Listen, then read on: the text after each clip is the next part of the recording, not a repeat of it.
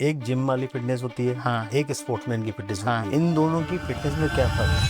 अब for example रजत दलाल हैं, वो हमारे भाई साहब पावर लिफ्टर हैं, तो उनकी स्ट्रेंथ जो है वो उसी तरीके की है। शिखर धवन है भाई, उनको क्रिकेट में बीट नहीं कर सकते ना। स्ट्रेंथ का मतलब ये होता है कि आप अपने स्किल में कितने अच्छे हो। जैसे for example strength and weakness.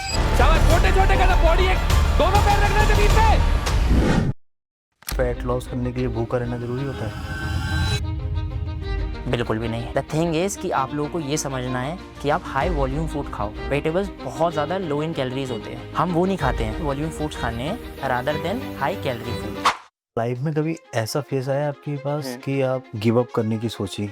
काफ़ी मेरे बोन्स वगैरह फ्रैक्चर रह चुके हैं क्योंकि मैं स्पोर्ट्स पर्सन था। तो जब मैंने जिम स्टार्ट किया तो फिर मेरा वो पेन ना बहुत एक्सट्रीम हो गया। उस टाइम पे मूवी चलती थी फरहान अख्तर की भाग मिल्खा भाग। वहाँ से फील हुआ कि अगर कुछ करना है ना तो आपको ये सब झेलना पड़ेगा। लॉन्ग रनिंग करोगे तो हमारी बॉडी गिव अप कर देती है, तो वहाँ पे आपका माइंडसेट काम करता है। तो इसलिए माइंडसेट सबसे ज़्यादा ज़रूरी है इन सब चीज़ों में। ऑनलाइन कोर्स बिकते हैं, 3 महीने में फैट लॉस करें, 6 महीने में मसल गेन करें, ये क्या है? समंदर में से ज़्यादा पानी निकाल सकते हो आप या कटोरे में से। तो बहुत एग्जाम्पल, कोई बंदा 150 किलो का है, मैंने उसका ईटिंग रूटीन और एक्सरसाइज वगैरह सही करा दी तो उसका लॉस हो जाएगा, बिकॉज बहुत ज़्यादा स्पेस है ना मेरे पास। ऑन दी अदर हैंड कोई इंसान 60 किलो का, उसका कैसे हो जाएगा? यह हेल्थ है, ये कोई स्प्रिंट नहीं है, ये मैराथन। और ये मैराथन बहुत लंबी वाली है, ये ज़िंदगी के एंड तक चलती है। Most people fail in life, not because they lack talent, not because they weren't given opportunities, but because they lack discipline. कभी किसी की वीडियो देखते हो जो 80 साल का है और वो एक्सरसाइज कर रहा है, कितना खुशी होती है, राइट? मगर वो पता है कब से बिल्ड कर रहा है? वो उनकी आदत स्टार्टिंग से, जब वो 10 साल के हैं, 15 साल के, यहाँ से बिल्ड करते हुए आ रहे हैं, तब वो जाके 80 में ऐसे दिख रहे हैं। तो अगर आपको लास्ट करना है, लंबा मैराथन भागनी है, तो आपको कोशिश अभी से ही करनी पड़ेगी। Welcome to our podcast. आज जो शख्सियत हमारे साथ है वो एक well known fitness influencer, entrepreneur, content creator, और रिसेंटली आपने इनको एक रियलिटी शो बैटल ग्राउंड में भी देखा होगा। आइए हम उनसे कुछ बात करते हैं।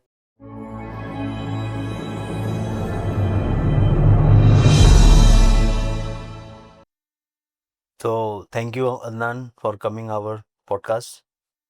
तो आपने अभी एक बहुत बड़ा रियलिटी शो किया बैटल ग्राउंड, जी, उसकी जर्नी के बारे में बताइए आप। उसकी जर्नी काफ़ी अच्छी थी। तो मेरे पास सबसे पहले तो उनका कॉल आया था कि हम ऐसे-ऐसे ढूँढ रहे हैं लोगों को and you will be a perfect fit. तो मैं तो पहले ये लगा कि स्कैम है ये, क्योंकि मैंने सोचा कि मेरे पास कैसे आएगा और क्यों आएगा? क्योंकि शोज़ वगैरह तो हम देखते हुए आ रहे हैं। बट फिर उनसे बात हुई तो मुझे समझ में आया कि हाँ, लेजिट है। तो चीज़ें हुई, इंटरव्यू हुए, उन लोगों से बात हुई ज़ूम मीट पे और गूगल मीट पे, उनसे अच्छे से बात हुई। उसके बाद जैसे ही वो ख़त्म हुआ, हम ऑडिशन के लिए गए। ऑडिशन हुआ, ऑडिशन में मल्टीपल रीज़न्स थे, मैं सेलेक्ट किया गया था, but for X Y Z reason मुझे इन लोगों ने रिजेक्ट किया। सेलेक्ट होने के बाद मेरे लिए ग्रीन लाइट कर दी गई थी, इसकी मैंने वीडियो भी बनाई थी। तो उसके बाद फिर मुझे रिजेक्ट किया, फिर मुझे वाइल्ड कार्ड के लिए बुलाया गया 1 हफ़्ते बाद। वहाँ पहुँचे, मुझे ऑलरेडी पता था कि show is doing well, because जो मेरी ऑडिशन क्लिप थी वो भी वायरल हो गई थी एंड मैंने उसके बाद 2-3 वीडियोज़ और डाले थे, वो भी वायरल हुए थे। तो फिर मैं बहुत एक्साइटेड था, मेरे पास वाइल्ड कार्ड के लिए आया। उसके अंदर गया, बहुत मज़ा आया क्योंकि एक once in a lifetime वाला एक्सपीरियंस था वो मेरे लिए, पहली दफ़ा ऐसी कोई चीज़ थी। तो उसमें पहुँचे, अच्छा था, जर्नी वगैरह बहुत बढ़िया रही, सर्वाइवल था, फिटनेस था, आपका पर्सनैलिटी थी और जो मेरी पर्सनैलिटी थी वो निकल के बाहर आई। उसको सूट कर रहा था शो? हाँ, और शो भी सूट कर रहा था और जो मेरी निकल के आई, जो मैं हूँ एक्चुअल में, वही चीज़ लोगों को दिखी। क्योंकि जैसे ही शो खत्म हुआ, मेरे पास सबसे पहले कॉल आई थी लोगों की, ये बोलते हुए कि भाई मजा तू वहाँ पे सर्वाइव कैसे किया? ऐसे खतरनाक लोगों में, मतलब ऐसे लड़ रहे हैं, चीज़ें हो रही हैं, उसके बाद भी तू सर्वाइव कैसे किया? क्योंकि पागलपंती थी। एवरीबॉडी वाज़ हियर, सब अपने-अपने लेवल से ऊपर करना चाह रहे थे। सही बात है। चाहे वो एंगर हो, चाहे वो एंग्ज़ायटी हो, कुछ भी हो, किसी भी तरीके की चीज़ें हो, सब में वो लोग एक लेवल ऊपर करना चाह रहे थे। तो इस वजह से थोड़ा ओवर भी होता था और चीज़ें भी रहती थी। बट हाँ, मेरा यही है कि मैं बहुत काम और आसान तरीके से काम करता हूँ, तो वो सारी चीज़ें हुई। बहुत बढ़िया एक्सपीरियंस था। जो मेंटोर्स थे, शिखर धवन हमारे जो जज थे मेन, उनसे मुलाकात हुई, बातचीत हुई। बंदा भाई, मतलब उन्होंने ऐसे कि आप कोई ऐसी एडवाइस किसी मेंटर ने आपको पर्सनली दी, जैसे कि वहाँ पे शिखर धवन और नीरज गोयल इतने बड़े बॉक्सर हैं, वो फुकरा इंसान बहुत बड़े यूट्यूबर है, और फिर आसिम रियाज, इतने बड़े बड़े लोगों में आप हो क्या है, रजत दलाल। तो इन सब मेंटर्स में आपको सबसे अच्छी पर्सनैलिटी किसको लगी? देखिए पर्सनैलिटी तो सबकी अलग-अलग थी। ये शो इन लोगों ने बनाया ही इसी तरीके से था कि ये लोग अलग-अलग तरीके की पर्सनैलिटी को लेके आएँ। तो इसमें अगर आप देखोगे रूबीना दिलेक लोग काफ़ी बोल रहे थे कि ये फिटनेस कैसे है? टीवी की बहुत बड़ी भाई स्टार है वो। बहुत बड़ी स्टार हैं, हाँ। ठीक है? मेरी मम्मी उनका सीरियल्स वगैरह देखते हैं। बट उस इंसान ने खतरों के खिलाड़ी शो किया था। खतरों के खिलाड़ी में कोई छोटे-मोटे स्टंट्स नहीं होते हैं, बहुत और तगड़े स्टंट्स होते हैं। बहुत हाईली प्रोफेशनल। हाँ, तो वो सारी चीज़ें करके आए थे, एक वो बैकग्राउंड। फुकरा भाई का क्या सीन है कि फुकरा भाई अपनी फ़िटनेस पे काम कर रहे थे उसी दौरान में। अच्छा। तो बंदे ने फैट लॉस किया है एंड अच्छे तरीके से स्ट्रेंथ गेन की है। ओके। तो वो फ़िटनेस का आया और साथ ही साथ उनकी क्रिएटिविटी वगैरह। क्योंकि जो इंसान कंटेंट बना रहा है, वो आपको अच्छे से क्रिएटिविटी साइड से गाइड भी कर सकता है और समझा भी सकता है कि क्या चीज़ अच्छी लग रही है और क्या चीज़ बुरी लग रही है, क्योंकि वो बंदा पब्लिक में और सोचो आप कितने मिलियन फॉलोअर्स हैं। एक जिम वाली फिटनेस होती है, हाँ, एक स्पोर्ट्समैन की फिटनेस हाँ। होती है। जैसे वहाँ पे शिखर धवन भी थे हुँ, और एक रजत दलाल भी थे। हुँ, मतलब हमें दिखता है ना, एक जिम वर्कआउट वाले हैं, एक स्पोर्ट्समैन है। हुँ। इन दोनों की फिटनेस में क्या फ़र्क है? और वहाँ पे बॉक्सर भी थे, नीरज गोयार। हाँ, तो सबकी स्ट्रेंथ क्या अलग-अलग होती है या फिर क्या कोई फ़र्क होता है? देखिए स्ट्रेंथ को आप मल्टीपल तरीके से देख सकते हो। हुँ। एक तो ताकत और दूसरा स्ट्रेंथ की जो उसका खुद का जो स्पोर्ट है, उसमें वो कैसा है। अब फॉर एग्ज़ाम्पल रजत दलाल हैं, वो हमारे भाई साहब पावर लिफ्टर हैं। तो उनकी स्ट्रेंथ जो है वो उसी तरीके की है। अब ओके। शिखर धवन है भाई, उनको क्रिकेट में बीट नहीं कर सकते ना आप। सही बात। तो उनकी स्ट्रेंथ स्ट्रेंथ को आप बहुत लोग ना समझते हैं कि स्ट्रेंथ का मतलब होता है सिर्फ ताकत। नहीं, स्ट्रेंथ का मतलब ये होता है कि आप अपने स्किल में कितने अच्छे हो, तो वो आपकी स्ट्रेंथ है। जैसे for example strength and weakness जैसे ये चीज़ रहती है, तो अगर आप देखोगे कंपेयर करोगे तो इसमें कोई कंपैरिज़न हो ही नहीं सकता। क्योंकि आप स्पोर्ट्समैन है, कोई क्रिकेटर है, उसको आप पावर लिफ्टर से कंपेयर ही नहीं कर सकते क्योंकि ऑब्वियसली ताकत ज़्यादा होगी। सही बात है। अब कोई बॉक्सर है या एमएमए फाइटर है, तो उसको आप कंपेयर नहीं कर सकते नॉर्मल जिम वाले बंदे से, बिकॉज़ वो डेली इतनी मेहनत कर रहा है, वो फाइटिंग कर रहा है, अपने साथ बंदों से लड़ रहा है डेली।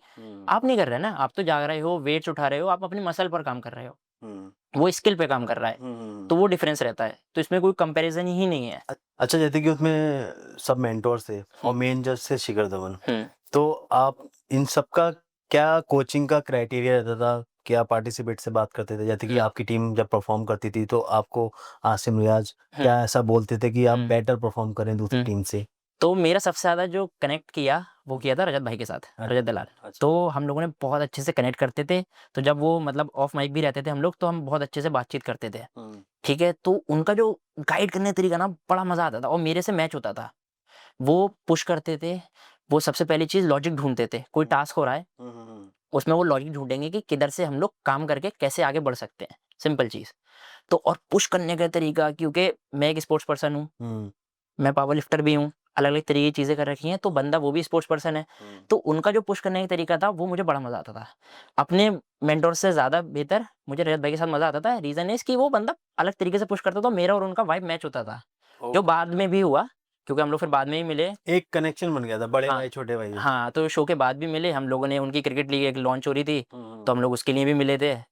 तो वो एक जो भाईचारा टाइप बना, वो बहुत बढ़िया था। अच्छा, ये मेंटोर्स में भी ईगो क्लैशेस रहते थे क्या? ईगो क्लैशेज़ नहीं, अगर आपके देखिए सब अपने-अपने माइंडसेट से आ रहे हैं, सबका अपना-अपना लेवल है और सब कोई छोटा तो है नहीं, तो कोई किसी से क्यों दबे? डिपेंड ये करता है कि आपका उसके साथ बॉन्डिंग कैसी है। हाँ, पर्सनल बॉन्डिंग। हाँ, रजत भाई की, आसिम भाई की, इन दोनों की बॉन्डिंग बहुत अच्छी थी, ठीक है? चाहकर भी ये लोग लड़ नहीं सकते थे, क्योंकि इन लोगों के अंदर बहुत अच्छा रिलेशन था, तो वो अगर कोई इंसान मज़ाक कर रहे हैं, ब्रदर। तो वो मज़ाकी तरीके से ले रहे थे। आज़िम भाई और फुकरा भाई में वो वाला हिसाब नहीं बैठा। अच्छा, अच्छा। उन्होंने मज़ाक किया, इन्होंने मज़ाक किया, तो वो चीज़ थोड़ा-सा क्लैश किया और इसी वजह से उन लोगों में लड़ाई हुई। Okay, okay. ये चीज़ थी। और आसिम भाई का है उनका सीन कि मैं अगर कोई चीज़ कर रहा हूँ, तो मैं कर रहा हूँ। मुझे फ़र्क नहीं पड़ता कि सामने कौन है। वो तो आपने उसमें भी मतलब देख लिया देखी जाएगी, देखी जाएगी। शो में भी देख लिया होगा खतरों के खिलाड़ी में, हाँ, रोहित शेट्टी के सामने हाँ, कि भाई नहीं करना शो, सही बात बात। खत्म। एंड आई डोंट थिंक उस एपिसोड के बाद किसी ने दूसरा एपिसोड भी देखा था। हुँ। तो पूरी जर्नी आपकी बैटल ग्राउंड की हुँ। क्या रही? उसमें आपने क्या न्यू लर्निंग सीखी और क्या साथ लेके आए जब आप बाहर निकले थे? मैं सबसे पहली चीज़ ये देखा कि आप कोई भी हो, कहीं से भी हो, कितनी भी छोटे शहर से हो, गाँव से भी हो, आप पहुँच सकते हो। अगर आपके अंदर विल है, आपके अंदर जुनून है, जज़्बा है, तो आप पहुँच सकते हो आगे तक। क्योंकि वो इतना बड़ा मीडियम था, हज़ारों कैमरा लगे हुए हैं, आपके 24 आवर्स आपका शूट हो रहा है। ऐसे बड़े-बड़े लोग हैं जो मेरे साथ कॉम्पिटिटर्स भी थे, वो सारे एक अच्छे प्रोफेशनल एथलीट्स थे। कोई अपने सब लोग अपनी-अपनी लाइफ में कुछ ना कुछ करे हुए थे। तो आपको पता चल सकता है कि भाई अगर आप मेहनत कर रहे हो अपनी किसी चीज़ में, तो आप सबके सामने पहुँच सकते हो और अपनी बात रख सकते हो। थ्रू आउट पूरे बैटल ग्राउंड का जो पूरा शो था आपका, हुँ। उसमें क्या मैटर करता था? जैसे कि डिसिप्लिन हो गया, प्रेशर हो गया या फिर कंसिस्टेंसी हो गई?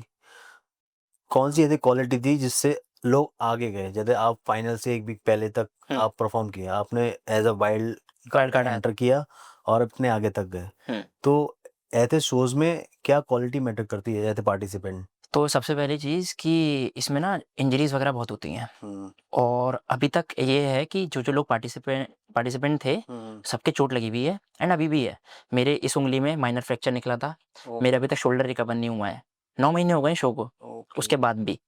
तो उसमें ये मैटर करता है कि कौन उस चीज़ को सर्वाइव कर जाएगा और कौन उस चीज़ पे ये है कि करता रहेगा उस चीज़ को। इवन दो आपके पेन भी हो रहा है, फिर भी आप करते हुए जा रहे हो ना, वो सबसे ज़्यादा इंपॉर्टेंट है। इसमें सबसे ज़्यादा जो काम आता है, वो है आपका विल पावर, कि आपकी विल पावर कितनी है कि गिव अप नहीं करना है। सो ये जो नेवर गिव अप एटीट्यूड है ना, वही वाला बंदे हैं, वही आगे सर्वाइव करेंगे। अच्छा लगता है कि बरेली शहर से लोग इतना आगे बढ़ते हैं। आप इतने इन्फ्लुएंशियल लोगों के साथ काम करके आए हो वहाँ पे। अच्छा लगता है आपके जो एक्सपीरियंसेस हैं आप शेयर कर रहे हो हमारे साथ। इससे पहले की जर्नी मैं जानना चाहता हूँ जैसे कि Adnan Ahmed before Battleground. जब आप बरेली से स्टार्टिंग किया आपने अपना फिटनेस जर्नी, फिर उसके बाद आप कैसे धीरे-धीरे इसको आगे लेके गए? तो इसके बारे में बताओ आप? आज से 10-11 साल पहले से मैंने फ़िटनेस पर काम शुरू किया था, स्कूल के जस्ट बाद से या स्कूल के दौरान भी आप बोल सकते हो क्योंकि मैं हमेशा से स्पोर्ट्स में था। हुँ, फिर क्या हुआ कि मैं कॉलेज मेरा गोवा में था, 2015 मैं कॉलेज के लिए गया।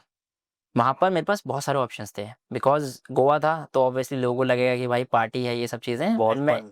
बहुत फ़न होगा ये होगा, तो मेरा फ़न का तरीका बहुत अलग है।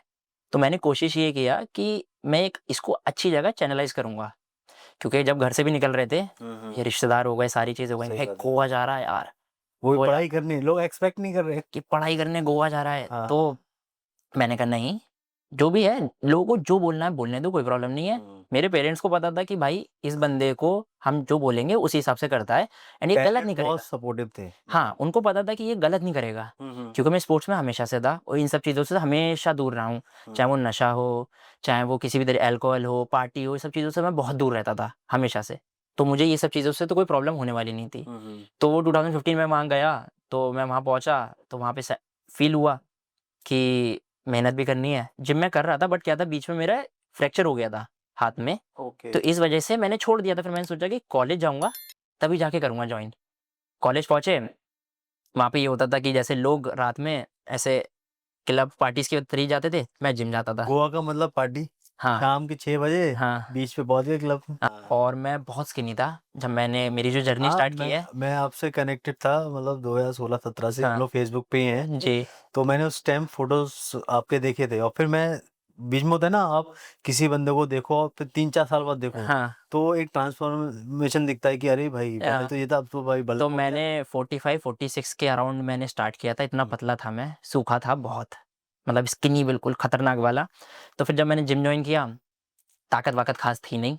हुँ, मैंने जिम जॉइन किया तो जो छोटे मतलब जो वेट भी थे बेसिक वाले जो 2.5 किलो, 1 किलो, हुँ, वो भी भारी लगते थे। सही बात है। जो खाली रॉड थी, वो भी भारी लगती थी। अब उस पे काम किया, मेहनत की, अब वही जो मतलब लोगों को हेवी लगता है, वो हमारे लिए ईज़ी है। और उस टाइम क्या होता था स्किनी होना एक तरह से लोग चिढ़ाते भी थे भाई ऑब्वियस कि है। भाई सूखा या फिर एज अ डंडी ऐसे लोग। नहीं हाँ, काफ़ी लोग हमारे ग्रुप में ऐसा था मैं भी बहुत स्किनी था पहले मतलब अब तो वेट मेरा बढ़ गया है पहले से। हुँ, पहले आप मानको कि स्किनी होना एक तरह से कॉन्फिडेंस लो होना होता था। बहुत ज़्यादा आप और अंडर कॉन्फिडेंट रहते हो। हाँ। अब आप सोचो कि मैं गोवा जैसी जगह पहुँचा हुआ हूँ, हाँ, उस टाइम मान के चलो 50 किलो होऊँगा मैं। सही बात। वहाँ पहुँचे हुए हैं, वहाँ पे कॉलेज है। अब मेन यही था कि मेरा सबसे पहली चीज़ ये थी कि अगर मैं अपनी जो पूरी सारी चीज़ों को चैनलाइज़ कर लूँगा और सिर्फ़ जिम की तरफ ज़्यादा फ़ोकस करूँगा, पढ़ाई के अलावा, तो इससे क्या फ़ायदा होगा कि मैं बाकी चीज़ों से बचा रहूँगा। सिर्फ़ डिस्ट्रैक्शंस आते हैं, अगर आपके पास वो ऑप्शन ही नहीं है डिस्ट्रैक्शंस आने का, हमने आने ही नहीं दिए। मैं जिम जाता था, मुझे पता है कि अगर मैं गलत खाऊँगा कुछ, तो मेरा नेगेटिव इम्पैक्ट आएगा। तो मैंने खाना वहाँ से ठीक कर लिया अपना। ठीक है। और मुझे पता है कि अगर मैं पार्टी करने गया या फिर किसी भी तरीके की कोई भी चीज़ें की, रात उससे भर नुकसान पार्टी होगा। करोगे, सुबह कॉलेज भी अटेंड नहीं कर पाओगे। ये प्रॉब्लम आई, ठीक है? मार्क्स खराब होंगे, अटेंडेंस खराब होगी, सही। घर वालों ने जिस रीज़न से भेजा है, वो पूरा नहीं कर पाएँगे। सही बात है। तो जो मेरा मेन जो कोर था, वो वो मैंने फिटनेस की तरफ चले गए। हाँ, और वो मेरा गोवा में ही था। 3 साल मेरा वहाँ पे कॉलेज था, 3 साल फिर मैंने वहाँ पे जॉब किया। तो मेरा आपकी पढ़ाई किस में थी? Hotel management. Okay, okay, okay. तो मैंने होटल मैनेजमेंट किया था गोवा से, वहीं पे फिर मेरी जॉब लग गई थी गोवा में ही 2018 में। वहीं पर मैं जॉब कर रहा था, फिर कोविड के बाद चीज़ें चेंज हुई, तो फिर मैं फ़िटनेस वगैरह में भी ध्यान देने लगा, मतलब लोगों को सिखाने लगा। तो मैं तो कोचिंग होटल मैनेजमेंट में आपका क्या काम होता था उसमें वहाँ पे? मैं फ्रंट ऑफिस में था। अच्छा, अच्छा। So I used to deal with guest. Hospitality, हाँ, रूम्स हॉस्पिटैलिटी वगैरह। हाँ, हाँ, तो मेरा मतलब गेस्ट एक्सपीरियंस वगैरह इन सब चीज़ों में था। कोई बड़ी वेडिंग जो आपने वहाँ अटेंड की हो? तो जॉब के टाइम नहीं, बट हाँ, कॉलेज के टाइम था कि युवराज सिंह की शादी थी गोवा में 2016 में। ओके। वो तो मतलब क्रेज़ी एक्सपीरियंस था एंड मैं सभी लोगों से मिला था उसमें। अच्छा। युवराज सिंह, अंबानी साहब और आपके विराट कोहली। और मैंने विराट कोहली एक चीज़ देखी थी, उस टाइम अनुष्का शर्मा भी थी, सारी चीज़ें थी। बहुत बढ़िया वेडिंग थी, बहुत मज़ा आया। मतलब मेरा एक्सपीरियंस वो one of the finest experience है कि सबसे मिलना और वहीं पर ही मिले थे।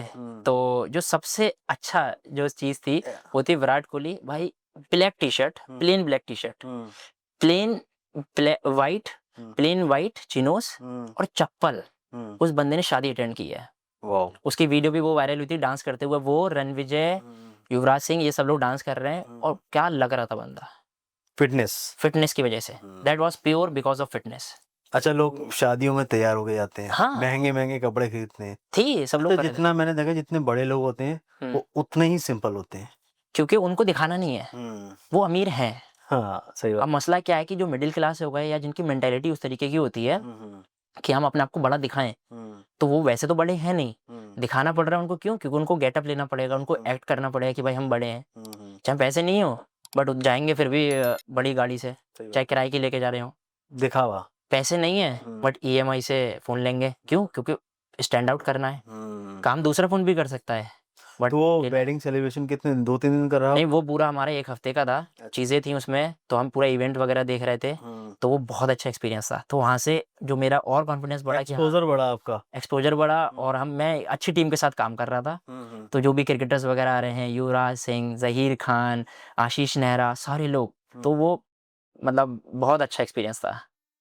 अच्छा, उसके बाद जब आपका कॉलेज कंप्लीट हो गया, आपने जॉब भी स्टार्ट कर दी, फिर आपकी आगे की क्या जर्नी रही मतलब? तो जब मैंने जॉब स्टार्ट किया, तो वहाँ पे सबसे पहली चीज़ कि मैं गेस्ट को बड़े-बड़े लेवल के और जो मतलब एक्चुअल में जो अमीर हैं। अच्छा, इंट्रोवर्ट थे आप पहले? मैं इंट्रोवर्ट कभी नहीं था। अच्छा, अच्छा। मैं हमेशा से बहुत वोकल था, मैं लोगों से बात करना मुझे क्योंकि बहुत जो पसंद है। आपकी जॉब है उसमें काफ़ी आपको बोलना पड़ता था करेक्ट। पहले। तो इसी चीज़ ने मेरे काफ़ी हेल्प किया। तो अब ऑल ओवर वर्ल्ड लोग आते थे कि गोवा एक टूरिस्ट हब है, टूरिज़्म का हब है। तो वहाँ पे क्या होता था कि काफ़ी जगह से लोग आते थे, डिफरेंट लैंग्वेजेस, डिफरेंट तरीके के लोग, और उनसे बात करने में, उनकी जर्नी जानने में मुझे बहुत मज़ा आता है। ऑल ओवर वर्ल्ड से आ रहे लोग। मुझसे अगर आप बोलोगे तो मैं रोड पर कोई बंदा चल रहा होगा, मैं उससे बात कर लूँगा, क्योंकि मुझे जर्नी जानने में बहुत मज़ा आता है कि वो क्या करता है, कैसे है। तो ऐसे मैं अपने जो भी गेस्ट आते थे उनसे कनेक्ट करता था। तो वहाँ से जो मेरी ये वोकल बात करने का तरीका, चीज़ें और जो कॉन्फिडेंस है वो वहाँ से बिल्डअप हुआ, बिकॉज़ मेरी जॉब भी वैसी ही थी। मैं था एक्स्ट्रोवर्ट ही, बट फिर जॉब भी मुझे उसी तरीके की मिली, तो मैं सूट और करा करने आपके लगा। प्रोफाइल। हाँ, तो वो मुझे और मज़ा आने लगा उस चीज़ में। अच्छा, गोवा में आपने इतना टाइम बताया, गोवा में रहने का एक्सपीरियंस बताओ। एज़ अ हम तो टूरिस्ट जाते हैं, करेक्ट। आप तो रहा पे हूँ। रह रहे हो, फ़र्क क्या है एज़ अ टूरिस्ट और उसमें? गोवा बहुत अच्छी जगह है, बहुत पीसफुल जगह है। और जब कोई हमारे यहाँ से जाता था, मतलब ऊपर से यहाँ से नॉर्थ इंडिया से एज़ अ टूरिस्ट बन के, मैं अभी भी बोल रहा हूँ, काफ़ी लोग अभी भी जाएँगे, तो कोशिश ये करो कि आप लोग अच्छे तरीके से रहो और एक सिविक सेंस मेंटेन रखो, क्योंकि वहाँ के जो लोग हैं, वो बहुत ज़्यादा इस चीज़ को मेंटेन वो आपका रखते हैं। घर है? मेरी आदत बन गई थी। जैसे आप यहाँ पे देखोगे लोग हॉर्न बजाते हैं, वहाँ हॉर्न नहीं बजाते इन लोग, जो लोकल्स हैं, क्योंकि उनको पता है इस सब चीज़ों से फ़ायदा नहीं है। अब मुझे एक चीज़ ये और। तो मैं मानता हूँ कि ये प्रॉब्लम है, हाँ, चाहे नॉर्थ इंडिया से कोई पहाड़ों पे जा रहा हो, जो भी इंडिया की ब्यूटी प्लेस हैं, हाँ। वहाँ को खराब करना ही करना है। ये पता नहीं कब लोगों में ये अवेयरनेस आएगी कि ये हमारा ही देश है, हमारी जगह है, इसको साफ रखें। सही बात है, आपको सिविक सेंस एक बहुत बेसिक चीज़ है, मगर इसको आपको मेंटेन करना बहुत ज़रूरी है। तो गोवा में सबसे पहली चीज़ पीस है, और लोगों को ना मतलब पैसे कमाने का ना वो नहीं है, हबिश नहीं है कि बिल्कुल ही मुझे सिर्फ पैसे ही कमाने हैं। वो 8 बजे अपनी चीज़ें बंद कर देते हैं, सही बात है। अपने साथ फैमिली टाइम स्पेंड करते हैं। दुनिया में आप पैसे कमा रहे हो, आप क्यों कमा रहे हो? इसलिए कि आप भाई 12-12 बजे तक काम कर रहे हो, काम करो, पैसे कमाओ, बट फैमिली को टाइम नहीं दे रहे हो। सही बात है। वहाँ पे इन लोगों ने क्या किया भाई, 8 बजे बंद किया अपना जो भी चीज़ें हैं, गए फैमिली के साथ बैठे, टाइम स्पेंड किया, डिनर किया, सो गए। अच्छा, गोवा में सारी चीज़ें बढ़िया हैं, पर वहाँ का जो एक सबसे बड़ा है, जो वहाँ के ट्रैफिक जो कंट्रोल करते हैं ये टैक्सी माफिया हाँ, हाँ, हाँ। वो लोकल्स के लिए भी उतना ही चलता है क्या, सिर्फ टूरिस्ट के लिए देखिए, सबसे पहली चीज़ लैंग्वेज आ जाती है, हम्म। ठीक है? तो पहली चीज़ ये कि मुझे लोग बाहर का समझते थे। मैं आपको ऑनेस्टली बात बताऊँ, मुझे लोग इंडिया का नहीं समझते थे। मुझे समझते थे कि मैं कहीं अफ़गानिस्तान, ईरान, दुबई, इराक वही इधर का तरफ कहीं समझते थे, ठीक है। वैसे। और क्या होता है कि जो वहाँ के लोकल्स हैं, उनको कोई इश्यू नहीं होता है, क्योंकि वो लैंग्वेज जानते हैं। ठीक तो है। जैसे ही उन्होंने आपसे कोई बात की, पातराओ, पातराओ इज़ लाइक कि जैसे हम लोग बोलते हैं यार, वो लोग वहाँ पे बोलते हैं पातराओ, हाँ, कि भाई ऐसे-ऐसे करके। कनेक्ट कर लिया। तो जैसे ही आपने कनेक्ट कर लिया तो वो आपसे कुछ नहीं कहेंगे। इसका मैं इंसिडेंट बताता हूँ। हमारे होटल में एक गेस्ट आ रहे थे, उन लोगों ने टैक्सी बुक किया था, एक XYZ ऐप है, उसके थ्रू उन्होंने वो टैक्सी बुक किया। गोवा माइल्स। हाँ, गोवा माइल्स। ठीक है, अच्छा आपने भी करा है क्या? अरे तो हम स्कैम बहुत देखे हैं वहाँ पे हमने। तो क्या होता था कि वहाँ से आ रहे थे वो लोग हाँ। घूम फिर के, हाँ। हमारे होटल के जस्ट बाहर उन लोगों ने पकड़ लिया, वो तुरंत पकड़ लेते हैं। ड्राइवर को मारा और उनकी चीज़ें हैम्पर की, गाड़ी वगैरह को ये वो। अब जो भी गेस्ट होगा, और वो फॉरेनर थे, उनका एक्सपीरियंस तो खराब हुआ। खराब हो गया। दे डोंट नो कि ये होटल से मतलब नहीं है, बट वो गए, उन्होंने जो हमारा साइट थी उस पर उन्होंने रिव्यू डाला कि ऐसे-ऐसे इश्यू है, ये प्रॉब्लम होटल है, की और वीडियो खराब इसमें है। होटल की इमेज खराब हुई। हम्म। क्यों? क्योंकि उन्हें इससे मतलब नहीं है कि आप लोकल्स क्या कर रहे हो। सही बात है। अब आप ये सोचो, यही चीज़ वो अपने देश या अपने जो लोगों को जाके बताएँगे कि आप गोवा जाते हो, तो आपको कोशिश ये करनी है कि आप अच्छी इमेज दो, बट नहीं, सही वो वहाँ गए, भैया टैक्सी मत लेना, दे आर हाँ, डेंजरस, सही बात है। लोग they can videos kill you, videos they बनाते can do this, they can do that. तो इस चीज़ में क्या होता है कि प्रॉब्लम होती है और आपका देश का नाम खराब होता है, सही बात है। और लोगों को नहीं पड़ी है, लोगों को चाहिए पैसा। इसी वजह से वहाँ पे जो ये टैक्सी वाली चीज़ है वो आ नहीं पा रही है, just because of this thing. सही बात है। Only issue is this Goa में, वरना otherwise Goa is a very peaceful place, बहुत पसंद है मुझे। मैं तो लोगों को बोलूँगा कि भाई अपना आप रिटायरमेंट प्लान एक करो घर और तो वहीं रहो। एक घर जरूर प्लान करेगा। हाँ, और जो भी जा रहा है भाई ध्यान रखो, साफ-सुथरा रखो, गंदगी ना करो, और प्लीज़ जो गवर्नमेंट बोल रही है उसको मेंटेन करो और फॉलो। ट्रैफिक को फॉलो करो। क्योंकि वहाँ पे जब मैं यहाँ आया, मैं यहाँ हॉर्न नहीं बजाता हूँ, सही बात है। तो लोग भाई मुझसे यहाँ कह बिना हॉर्न के बंदा हटेगा हाँ, नहीं सामने से। मगर मैं जिनके साथ बैठा हूँ गाड़ी में वो मुझसे ये कह रहे हैं कि भाई हॉर्न बजाओ। अब मुझे आदत नहीं है हॉर्न बजाने की, वो हटेगा नहीं सामने से। अच्छा, नॉर्थ इंडियन का एक है, मुझे लगा सिर्फ थोड़ा ढीठ होते हैं, उन्हें जब तक उंगली ना करो तो वो मानते नहीं है। उँगली से ही मतलब नहीं है, वो आपको ब्लेम करेंगे। हाँ। द थिंग इज़ कि एक होता है कि आप चेंज को मतलब कोई आपको करेक्ट करे तो आप चेंज हो जाओगे। एक होता है आपको चेंज ही नहीं चाहिए अपनी ज़िंदगी में, तो चेंज ही नहीं चाहिए, ये वाली मेंटालिटी बना रखी है। अच्छा, गोवा के बाद फिर आप आगे का, वहीं से आपका जो जॉब चल रहा था उसी दौरान आप बैटल ग्राउंड गए थे, या फिर उसके बाद आपने स्विच किया? नहीं, नहीं, नहीं, तो जॉब चल रहा था मेरा, जॉब के बाद फिर मैं वापस आ गया। कोविड का टाइम चल रहा था क्योंकि टूरिज़्म इंडस्ट्री बहुत ज़्यादा हिट हुई हुई थी, पूरी, चाहे एयरलाइन हो, चाहे हॉस्पिटैलिटी हो, जो भी हो, तो वो बहुत हिट हुई हुई थी। इस वजह से मैं वापस आया, क्योंकि होटल्स वगैरह बंद हो गए थे। सही बात है। मुझे तो ये लगा था कि भाई अब मैं वापस भी नहीं पहुँच पाऊँगा और मैं मरूँगा यहीं रास्ते में। फिर कोविड हुआ हाँ, ना, सिचुएशन ऐसी थी, लोगों को पता ही नहीं। सब लोग पैनिक में थे। अब वहाँ से आने का कोई सिस्टम ही नहीं है, लोग पैदल जा रहे हैं। तो उधर से कैसे आए? अब मैंने कहा पैदल कैसे आऊँ? अब क्या हुआ कि गवर्नमेंट ने लॉन्च किया था कि आप ट्रेन्स चालू कर दी थी सिर्फ़ इमरजेंसी वाली, कि जो लोग अपनी जगह पर फँसे हुए हैं, वो लोग आएँ।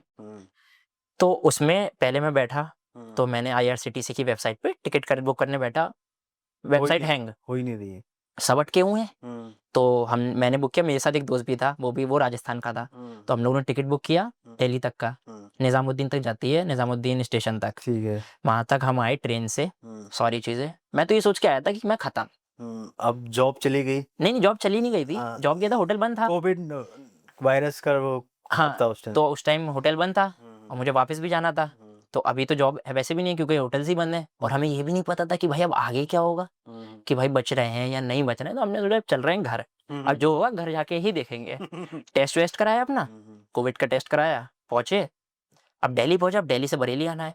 वो भी टास्क है। वो भी बहुत बड़ा टास्क, क्योंकि गाड़ियां बंद थी, आनंद विहार स्टेशन के फोटोज वीडियोस आए थे, बहुत वायरल हुआ। लाखों लोग बस स्टेशन पे आ रहे हैं। तो मैंने अब ये सोचा कि दिल्ली से आना है बरेली के लिए, तो बरेली आए कैसे अब, तो वहाँ पे बातचीत किया, तो जानने वाले के थ्रू एक मतलब आपको जो भी गवर्नमेंट के थ्रू चीज़ें जुगाड़ करके जैसे भी करके एक कार मिली, ठीक है। उस टैक्सी से मैं बरेली तक आया। अब वहाँ घर आ गए, अब घर पे भी नहीं आ सकते, क्यों, क्योंकि क्वारंटाइन होना है। क्वारंटाइन होना है। तो मेरे घर वाले यहाँ हैं सामने, और मैं उनको बस सिर्फ बात कर सकता हूँ, उनसे मिल भी नहीं सकता। सही बात क्यों, बिकॉज 14 मेरी वजह से 14 दिन का हाँ, क्वारंटाइन। 14 दिन का क्वारंटाइन था। मैं मेरी वजह से उनकी लाइफ रिस्क पर ना है, सही बात क्योंकि वो भाई वायरस है तो 14 फैल रहा दिन है। के बाद भी कोविड टेस्ट होके देखा जाएगा कि अब पॉजिटिव है या नेगेटिव है। अब उन्होंने बोला कि आप क्वारंटाइन हो गए, आप होम क्वारंटाइन कर लो। तो मैंने क्या किया, हमारे घर में जगह थी, एक कमरा बना दिया सेपरेट, वहाँ जैसे बिल्ली बिल्लू खाना नहीं रखते हैं वैसे खाना रखा गया हाँ। और चीज़ें रखी गई, और मैं वैसे ही होम क्वारंटाइन रहा। अच्छा, उसके बाद ये बहुत खौफ का भी माहौल था उस टाइम, क्योंकि आपको लग रहा था कि आपकी वजह से आपकी फैमिली इम्पैक्ट ना हो जाए। ऑब्वियसली जैसे हम लोग भी बंद हो गए थे, तो बाहर जाना होता था तो एक ऐसे जाते थे कि जैसे कि किसी वॉर पे जा रहे हैं, कि आपको परचूनी की दुकान से कोई सामान भी लेना है तो बिल्कुल दूर से खड़े होकर हाँ। दूध लेने जा रहे हैं, जो बेसिक चीजें होती हैं डेली, तो फिर लौट के आ रहे हैं तो दिमाग में एक चीज है, कोविड तो नहीं आ गया होगा इसके थ्रू। तो क्या हो रहा था कि कुछ टाइम के लिए सिर्फ मार्केट खोलते थे, तो जैसे फर्स्ट वेव आया था तो मैं गोवा में ही था, तो अब मैं सामान लेने जाता था, और गोवा में क्या फ़ायदा था कि उन लोगों ने बिल्कुल ही बंद कर दिए थे दरवाजे फर्स्ट वेव में, बाहर से कोई अंदर आ ही नहीं सकता था, तो बिल्कुल गोवा सेफ था फर्स्ट वेव में। अब वहाँ पे क्या था, जैसे ही भी मार्केट खुलती थी सुबह 7 बजे से 9 बजे तक हम जाते थे, सामान लेके आ गए, नॉर्मल चिल। वो बढ़िया था वहाँ पे, बहुत अच्छा बाकायदा अच्छा, चिड़ियों की उस दौरान आप जिम वगैरह ये तो जिम घर पर घर पे? सिलेंडर। अच्छा। मैं बताता हूँ आपको कि जब कोविड के टाइम पे क्या करता था मैंने आटे का वो रहता था बड़ा सा 10 किलो का कट्टा, तो हमें ऐसे कम लाना, मतलब इतना ला भी नहीं सकते थे क्योंकि राशन भी उतना नहीं मिल रहा सही था, बात है। तो मैं एक एक्स्ट्रा लाता था, उससे मैं बैग में रख के एक्सरसाइज करता था। ओके। जहाँ पे मैं रहता था जो रेंट वाली जगह थी घर में, तो मैं वहाँ पर ही उसी से एक्सरसाइज करता था। सिलेंडर था, सिलेंडर यूज़ करता था, ईंटें जो भी चीज़ें मिलती थी उनको यूज़ करके घर में ही करते थे एक्सरसाइज, तो जो चीज़ें मेंटेन हो पाई वो कर अच्छा, ली थी। कोविड में भी आपने फिटनेस को, कोविड के बाद ही लोगों का फिटनेस का रूटीन खराब हुआ था, बैठे हुए हैं, हाँ, वॉक नहीं कर रहे हैं, चल नहीं रहे हैं। इसीलिए मैंने वहाँ पर फिर ये चीज़ मुझे समझ में आई, तो मैंने वहाँ से फिर कोचिंग का शुरू किया, ओके। क्योंकि मुझे समझ में आया कि लोगों को फिटनेस की हेल्प चाहिए और गाइडेंस चाहिए। तो वहाँ से मैंने फिर शुरू किया कि मैं लोगों को ट्रेनिंग देना शुरू करूँ, लोगों को कोचिंग दूँ कि किस तरीके से आप अपनी हेल्थ मेंटेन कर सकते हो। अच्छा, लोग काफी मुझे लगता है ब्लेम भी करते हैं, बताते हैं कि जिनका भी वेट गेन हो गया है, हुँ। हम तो कोविड के चक्कर में हम मोटे हो गए, बैठे रहते, मतलब ये एक्सक्यूज है क्या है, मतलब तो पहली चीज़ ये कि क्या ये सही में वो लोग इसी 24 घंटे मेरे पास भी हैं, 24 घंटे दूसरे बंदे के पास भी हैं। आप उसको कैसे यूटिलाइज़ करते हो वो आपके ऊपर है। तो ये सिर्फ माइंडसेट का इशू है, ये कोई एक्सक्यूज़ तो ऑब्वियसली है ही, बट ये इशू है माइंडसेट का।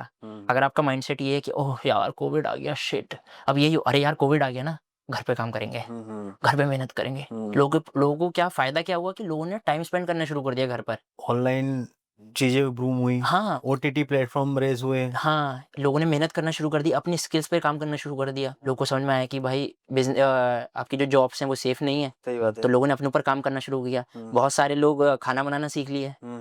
फूड जो खाना कुकिंग एक बहुत ही अच्छा सर्वाइवल स्किल है, सबको आना चाहिए।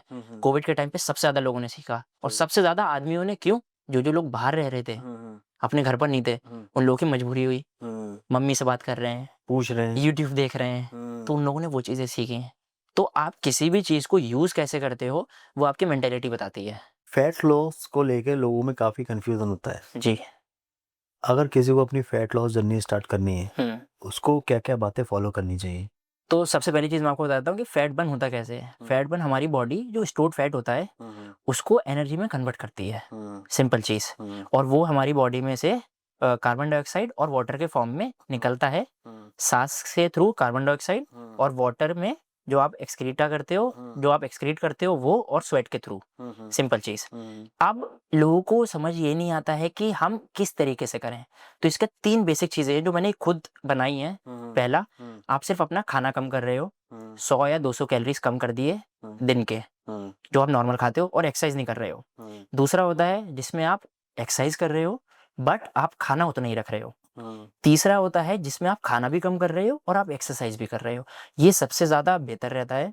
इसमें हमारे पास ये ऑप्शन रहता है कि हम दो तरफ से अपने आप को डेफिसिट में ला रहे हैं। अब आपने एक्सरसाइज किया, आपकी एनर्जी यूज हुई, एनर्जी बर्न हुई, तो आप यहाँ से भी कम किया। आपने खाना में से भी 200 कैलोरीज कम कर दिया, तो टोटल 200 इधर 200 इधर 400 कैलोरीज कम हुए। करेक्ट। अब यही अगर आप सिर्फ खाना कम करते तो 200 होते, या आप सिर्फ एक्सरसाइज कम करते, एक्सरसाइज ज़्यादा करते तो 200 होते। तो इसलिए आपको फोकस ये करना है कि आप खाना भी कम करो, उसके साथ साथ आप एक्सरसाइज भी करो। करें। क्या सिर्फ कार्डियो करने से फैट बर्न होता है, मतलब एक्सरसाइज में? ये बहुत बड़ा मिथ है कि सिर्फ अगर आप कार्डियो करोगे तभी ही फैट बर्न होगा। ऐसा नहीं है। उसमें क्या होता है कि आप सिर्फ अगर कार्डियो कर रहे हो तो आपके मसल्स भी कम होते हैं, आपको मसल लॉस होता है। जिस वजह से आप लोगों ने देखा होगा कि लोग पतले तो हो गए बट फिर भी फैट है बॉडी में, वो होता है स्किनी फैट। वो तब आता है जब आप सिर्फ और सिर्फ कार्डियो पर फोकस करते हो, तो उसमें आपका मसल लॉस भी बहुत ज्यादा हुआ और फैट उतना कम नहीं हुआ। क्यों? क्योंकि हमारी बॉडी अडेप्ट कर लेती है उस चीज को। तो बॉडी में से ना जो स्टोर्ड फैट है उधर से एनर्जी नहीं ले रही है, वो ले रही है मसल में से। अच्छा, लोग कहते हैं स्पॉट रिड्यूशन होता है जो, वो मिथ है या रियलिटी की इसी पर्टिकुलर एक्सरसाइज से ये यहाँ का पार्ट का फैट जाएगा, ऐसा होता है कुछ? तो बहुत ज्यादा लोगों को लगता है कि हम एब्स कर लेंगे, क्रंचेस कर लेंगे तो हमारा पेट कम हो जाएगा। वो वहाँ के मसल्स को ट्रेन करता है। अच्छा। तो स्पॉट फैट रिएक्शन होता है, वो होता है एक मिथ। अब आप ये सोचो मैं ये करूं तो इससे मेरा फेस फैट कम हो जाएगा। हाँ। अगर आपके मुंह पे मोटापा है, आप कोई सी एक्सरसाइज कर लो, आपके जॉ लाइन नहीं दिखेगी। वो पूरा हमें पूरा बॉडी का वर्कआउट तो करना पड़ेगा। जो बॉडी होती है वो ओवरऑल डिसाइड करती है कि हमें कहाँ से फैट लॉस करना है। सिंपल चीज। आप मसल को तो टारगेट कर सकते हो कि आपने ये मूवमेंट किया तो यहाँ के आपने मसल पर फोकस दे दिया, क्योंकि वो वहां से आपकी स्ट्रेंथ पावर जनरेट कर रही है, तो वहां के आपके जो टिश्यू है उसको ब्रेक कर रही है। फैट वो आपके पेट का भी है, वो वहां की भी मसल्स को ट्रेन कर रही है। जैसे आपने क्रंचेस किए तो आपके एब्डोमिनल मसल्स को ट्रेन कर रही है। बट अगर उसके ऊपर चर्बी है, उसके ऊपर फैट्स हैं, तो वो आपकी मसल्स नहीं दिखेंगी। तो इसलिए आपको सारी चीजें करनी चाहिए। आपको खाना भी कम करना चाहिए, आपको स्ट्रेंथ ट्रेनिंग भी करनी चाहिए, साथ ही साथ आपको कार्डियोवैस्कुलर हेल्थ पर भी फोकस करना चाहिए। ओके। अच्छा, फैट लॉस करने के लिए सबसे इम्पोर्टेंट चीज़ क्या होती है, जैसे कि वर्कआउट हो गया, डाइट हो गया, या फिर डिसिप्लिन? ये अगर मैं आपसे बोलूं तो इसमें आपको तीनों चीजें चाहिए। आपने कहीं पर भी थोड़ा बहुत नीचे ऊपर नीचे किया तो आपका डिफरेंस क्रिएट हो जाएगा। अगर आप सोच रहे हो कि मैं सिर्फ और सिर्फ खाने से कर लूं तो अभी नहीं। आप अगर नहीं चल रहे हो, मान के चलो आपने खाना कम कर लिया, आपने 500 कैलोरीज कम खा रहे हो जो आपको खाते हो, ठीक है। उससे आपकी क्या है कि एनर्जी डाउन होगी और आप बेड पर पड़े हुए हो, आप उसमें ना चल रहे हो ना हिल रहे हो, तो उसमें क्या होगा कि आपकी मसल्स नहीं बढ़ेंगे, आप फिर भी बैठे हुए हो। तो खाना तो कम हो गया, ठीक है, दैट इज फाइन, बट आप उसमें स्ट्रांग नहीं बन रहे हो। तो हमें कोशिश ये करनी है, हमें सिर्फ पतला नहीं होना है, हमें क्या करना है, हमें मजबूत बनना है, एनर्जी गेन करनी है हमें। हाँ। जो हम जब बुढ़ापे में होंगे, जो हमारी हड्डियों को झुकने नहीं देगा, वो आपकी मसल्स होंगी। फॉर एग्जाम्पल ये हड्डी है, ठीक है। आपकी हड्डी ऑब्वियसली जब हम उम्र बढ़ती है, हमारी जो बोन्स होते हैं वो श्रिंक होना शुरू होते हैं। ये है आपकी मसल्स है ना, तो मसल्स आपको इसको ज्वाइन करके स्ट्रेट करने में फोकस करेगी। ये मैं एग्जांपल दे रहा हूँ। तो इसलिए मसल्स बनाना बहुत जरूरी है, और ये लड़कों के लिए भी और लड़कियों के लिए भी। जो लड़कियां होती हैं वो ये सोचती हैं कि अगर हम वेट ट्रेनिंग कर लेंगे या तो हम आदमी जैसे दिखेंगे। पहली चीज ये कि आजकल के आदमी नहीं दिख रहे हैं, ठीक है। तो लड़कियां या औरतों की बात तो अलग है, और जो लड़कियां हैं उनका जो स्ट्रक्चर है वो उसी तरीके से है कि वो लड़की ही दिखेंगी, कोई लड़का नहीं दिख सकते आप। और आपकी जो मसल बिल्डिंग कैपेसिटी है वो उतनी नहीं होती है जितनी किसी लड़के की होती है, बिकॉज ऑफ टेस्टोस्टेरोन। ये है। मतलब कह सकते हैं कि फैट लॉस को फॉलो करने के लिए आपको डिसिप्लिन और डेली रूटीन में आना जरूरी है। बहुत जरूरी है। अब आप मैं आपको अंदर ही से एक चीज बताता हूँ, मुझे पिछले 10-11 साल होगा मैं सेम ब्रेकफास्ट करता हूँ। आपका क्या डाइट रहता है? डाइट तो चलिए वो बहुत लंबा हो जाएगा, बट मतलब ब्रेकफास्ट का मेरा ये रहता है कि मैं ओट्स खाता हूँ, मैं अंडे खाता हूँ, और साथ साथ एक ड्रिंक होती है जिसमें आपने खजूर डाला, पानी भिगो के रात में रख दिया, सुबह उठे और वो आपने पानी भी पिया और खजूर भी खाए, पूरे दिन एनर्जी। ये आपका 10-11 साल से मैं फॉलो कर रहा हूँ। और जो इस ड्रिंक को बोलते हैं नबीज। हाँ। अच्छा, डाइट का नाम सुनते ही लोग डर जाते हैं, उनको लगता है कि बहुत मुझे मतलब डिसिप्लिन तरीके से, मतलब हाँ। एक होता है ना डर हाँ। कि डाइट का मतलब डॉक्टर कहता है आपको परहेज करना पड़ेगा, वैसे डाइट का भी नाम सुनते आदमी को लगता है कि हाँ। ये स्पेसिफिक चीजें ही खानी है। तो इस लोगों ने ना इस चीज को बड़ा मतलब डराने वाला एक तरीके से बिजनेस बना दिया है कि आपने डरा दो और काम हो जाएगा। वैसे तो ठीक है, बट ये लॉन्ग टर्म में नहीं चलता है। इसीलिए मैं जितने भी लोगों को जो मैं अपना प्लान भेजता हूँ खाने का, मैं उसमें लिखता हूँ हेल्दी ईटिंग या ईटिंग रूटीन। आप सही तरीके की चीज खा रहे हो और सडनली आप ये कह देते हो ये डाइट है। सही बात। खराब चीज खा रहे थे तो उससे क्या बोलोगे? फूड। आपने अच्छी चीज खाना शुरू कर दी उसको तो आप diet इसको कह रहे हो डाइट है। डाइट नहीं है, वो अच्छी चीज है। तो मैं उसको बोलता हूँ हेल्दी ईटिंग। जो मैं प्लान भेजता हूँ लोगों को उसमें मैं लिख के भेजता हूँ, जो मेरा डॉक्यूमेंट रहता है उसको बोलता हूँ मैं हेल्दी ईटिंग, ये हेल्दी लाइफस्टाइल, सिंपल। तो डाइट लोगों ने ना एक बहुत अजीब सा शब्द बना दिया है कि ऐसा कुछ भी नहीं है। आप सही तरीके की चीजें खाओगे तो आपको वो एक तरीके से डाइट नहीं लगेगी, वो सही चीज लगेगी। अच्छा, आपके अकॉर्डिंग एक ऐसी डाइट जो आदमी डेली फूड्स में ले और उसको फॉलो करे क्या हो सकती है? जैसे कि ब्रेकफास्ट हो गया, फिर आफ्टर लंच हो गया, डिनर हो गया, तो आप क्या प्रेफर करते हैं कि तो एक हेल्दी फूड में आप क्या क्या चीजें इंक्लूड करनी चाहिए? तो सबसे पहले लोगों को ना नॉलेज नहीं है कि जो प्रोटीन, कार्बोहाइड्रेट्स और फैट्स क्या होते हैं। तो थोड़ा सा लोग अगर वो चीज़ें समझने लगेंगे ना, जो लोग एजुकेट हो जाएंगे थोड़ा बहुत इन चीज़ों पे, तो वो खुद ही समझने लगेंगे। इंडिया में खाने का इशू नहीं है, खाने की प्रॉब्लम नहीं है, प्रॉब्लम है उसको समझने की। अब आपको क्या लगता है, दाल क्या है? दाल किस चीज़ का सोर्स है? प्रोटीन। प्रोटीन सोर्स है? नहीं है, दाल कार्बोहाइड्रेट्स का सोर्स है। अच्छा, लोगों के लिए इतना बड़ा मिसकंसेप्शन बना तो हुआ है ये। बचपन से क्या है कि दाल खाने से प्रोटीन मिलेगा? हाँ, ये प्रॉब्लम है ना। अच्छा। ये माइंडसेट का वो चला हुआ आ गया कि नानी ने बोला मम्मी को, मम्मी ने बोल दिया हमें, हमने अपने बच्चों को ट्रांसफर कर दिया। अच्छा। हमने वहां पे ब्रेक नहीं लगाया समझने का कि इसके पीछे लॉजिक क्या है। ओके। लोग बोलते हैं मछली के बाद दूध नहीं पी सकते, मछली खाने के वो बाद। क्या कहते हैं, वो वाइट वाइट हाँ, कौन सी बीमारी हाँ, होगी वो कहते हैं लोग? फालतू की चीज है। दिस इज नोवेयर प्रूवन, चलती भी आ रही है। मैंने अपनी मम्मी से पूछा ऐसा क्यों कहते थे आप? कहती थी नानी ने। मैंने नानी से पूछा, बोले उनकी मम्मी ने। फैक्ट है। अच्छा, जो सुनी सुनाई बात हाँ, फॉलो कर तो रहे ये चीजें हैं। तो इंडिया में खाने की प्रॉब्लम नहीं है, इस जस्ट दैट कि हम लोगों को सोर्सेज नहीं पता है। हैं। कार्बोहाइड्रेट से हमें एनर्जी मिलती है, प्रोटीन हमारे मसल बिल्डिंग के लिए ज़रूरी है, ये इंपॉर्टेंट है। एंड हेल्दी फैट्स बहुत अलग अलग तरीके की चीज़ों में हमें हेल्प करता है। अच्छा, एक मिथ ये भी है क्या, फैट लॉस करने के लिए भूखा रहना जरूरी होता है? बिल्कुल भी नहीं। मेरे जितने भी जो मैं क्लाइंट्स हैं और या जितने भी लोगों को मैं ट्रेनिंग देता हूँ या ट्रेन करता हूँ, उन लोगों को मैं और ज़्यादा खिलाता हूँ। द थिंग इज़ कि आप लोगों को ये समझना है कि आप हाई वॉल्यूम फूड खाओ। एनर्जी हाई कैलोरी फूड नहीं, हाई वॉल्यूम फूड। जैसे आप सैलेड है, ठीक है, वेजिटेबल्स होते हैं, वेजिटेबल्स बहुत ज़्यादा लो इन कैलोरीज होते हैं, ठीक है, हम वो नहीं खाते हैं। अब फॉर एग्जांपल पिज़्ज़ा है, एग्जांपल दे रहा हूँ मैं, इतना सा पिज़्ज़ा और इतनी सारी वेजिटेबल्स इक्वली है। आप ये सोचो कि जब आप इतनी वेजिटेबल्स खा रहे हो तो आप ज़्यादा इसमें खा रहे हो या इतने से पिज़्ज़ा में खा रहे हो? ऑब्वियसली जब आप सही बात। वेजिटेबल्स खा रहे हो तो आपको हाई वॉल्यूम फूड्स खाने हैं rather than high calorie food. मतलब इनमें फर्क होना चाहिए। यस। ओके। और ये तभी फर्क आएगा जब आपको पता होगा या फिर आपने किसी एक बंदे को हायर कर रखा है अपने पास। अच्छा, बिगनर्स के लिए आप हाई प्रोटीन डाइट में क्या सजेस्ट करना चाहेंगे See, कि वो ये हम्म, खाना स्टार्ट कर दें? अगर कोई बंदा नॉनवेज खाता है तो सबसे अच्छा जो सोर्स है which is your eggs. Eggs जो प्रोटीन की लिस्ट में आता है वो सबसे ऊपर आता अच्छा, है। एग्स में भी कहते हैं एक वाइट पार्ट होता है, येलो पार्ट होता है, हाँ, उसमें क्या फर्क होता है? तो लोगों का बस मानना है, फॉर एग्जाम्पल एक अंडा, एक एवरेज अंडा, उसमें होता है total 6.2 grams protein with the egg yolk, जो येलो पार्ट होता है। आप अगर वो जो वाइट पार्ट में प्रोटीन होता है और कहते हैं येलो पार्ट में फैट होता है, ऐसा कुछ है क्या? ऐसा कुछ भी नहीं है। द थिंग इसकी जो मिनरल्स हैं, जो माइक्रो न्यूट्रिएंट्स हैं, वाइटामिन मिनरल्स, वो सारे आपके एग योक में है। अच्छा एग वाइट में आपको सिर्फ और सिर्फ प्रोटीन मिलता है। अच्छा अच्छा तो ये है। अब बहुत सारे लोग जैसे फॉर एग्जांपल 20 अंडे खा रहे हैं दिन के, उनके लिए येलो पार्ट खाना भी थोड़ा मुश्किल हो जाता है क्योंकि उसमें और भी चीजें होती हैं। फैट्स खराब नहीं है, हेल्दी फैट्स है, बट आप उसको क्रॉस कर देते हो ओके। क्योंकि 20 अंडे अगर इंसान खा रहा है, कैलोरी ऊपर जा रही है। कैलोरीज भी ऊपर जा रही हैं, उसके साथ साथ वो आपका जो फैट्स है, फैट परसेंटेज भी थोड़ा सा बढ़ा देगा, जो इतना नहीं चाहिए क्योंकि कोलेस्ट्रॉल भी रहता है तो वो ज्यादा हाई पहुंचा देगा क्योंकि 20 खा रहे हो आप। और इसमें अगर आप सिर्फ एग वाइट्स खा रहे हो तो उसमें आपको प्रोटीन मिलता है। फॉर एग्जाम्पल 3.2 ग्राम्स अगर एग वाइट से प्रोटीन मिल रहा है और आप मुश्किल से दिन के 5 अंडे खा रहे हो तो आप एग योग भी साथ में खा सकते हो।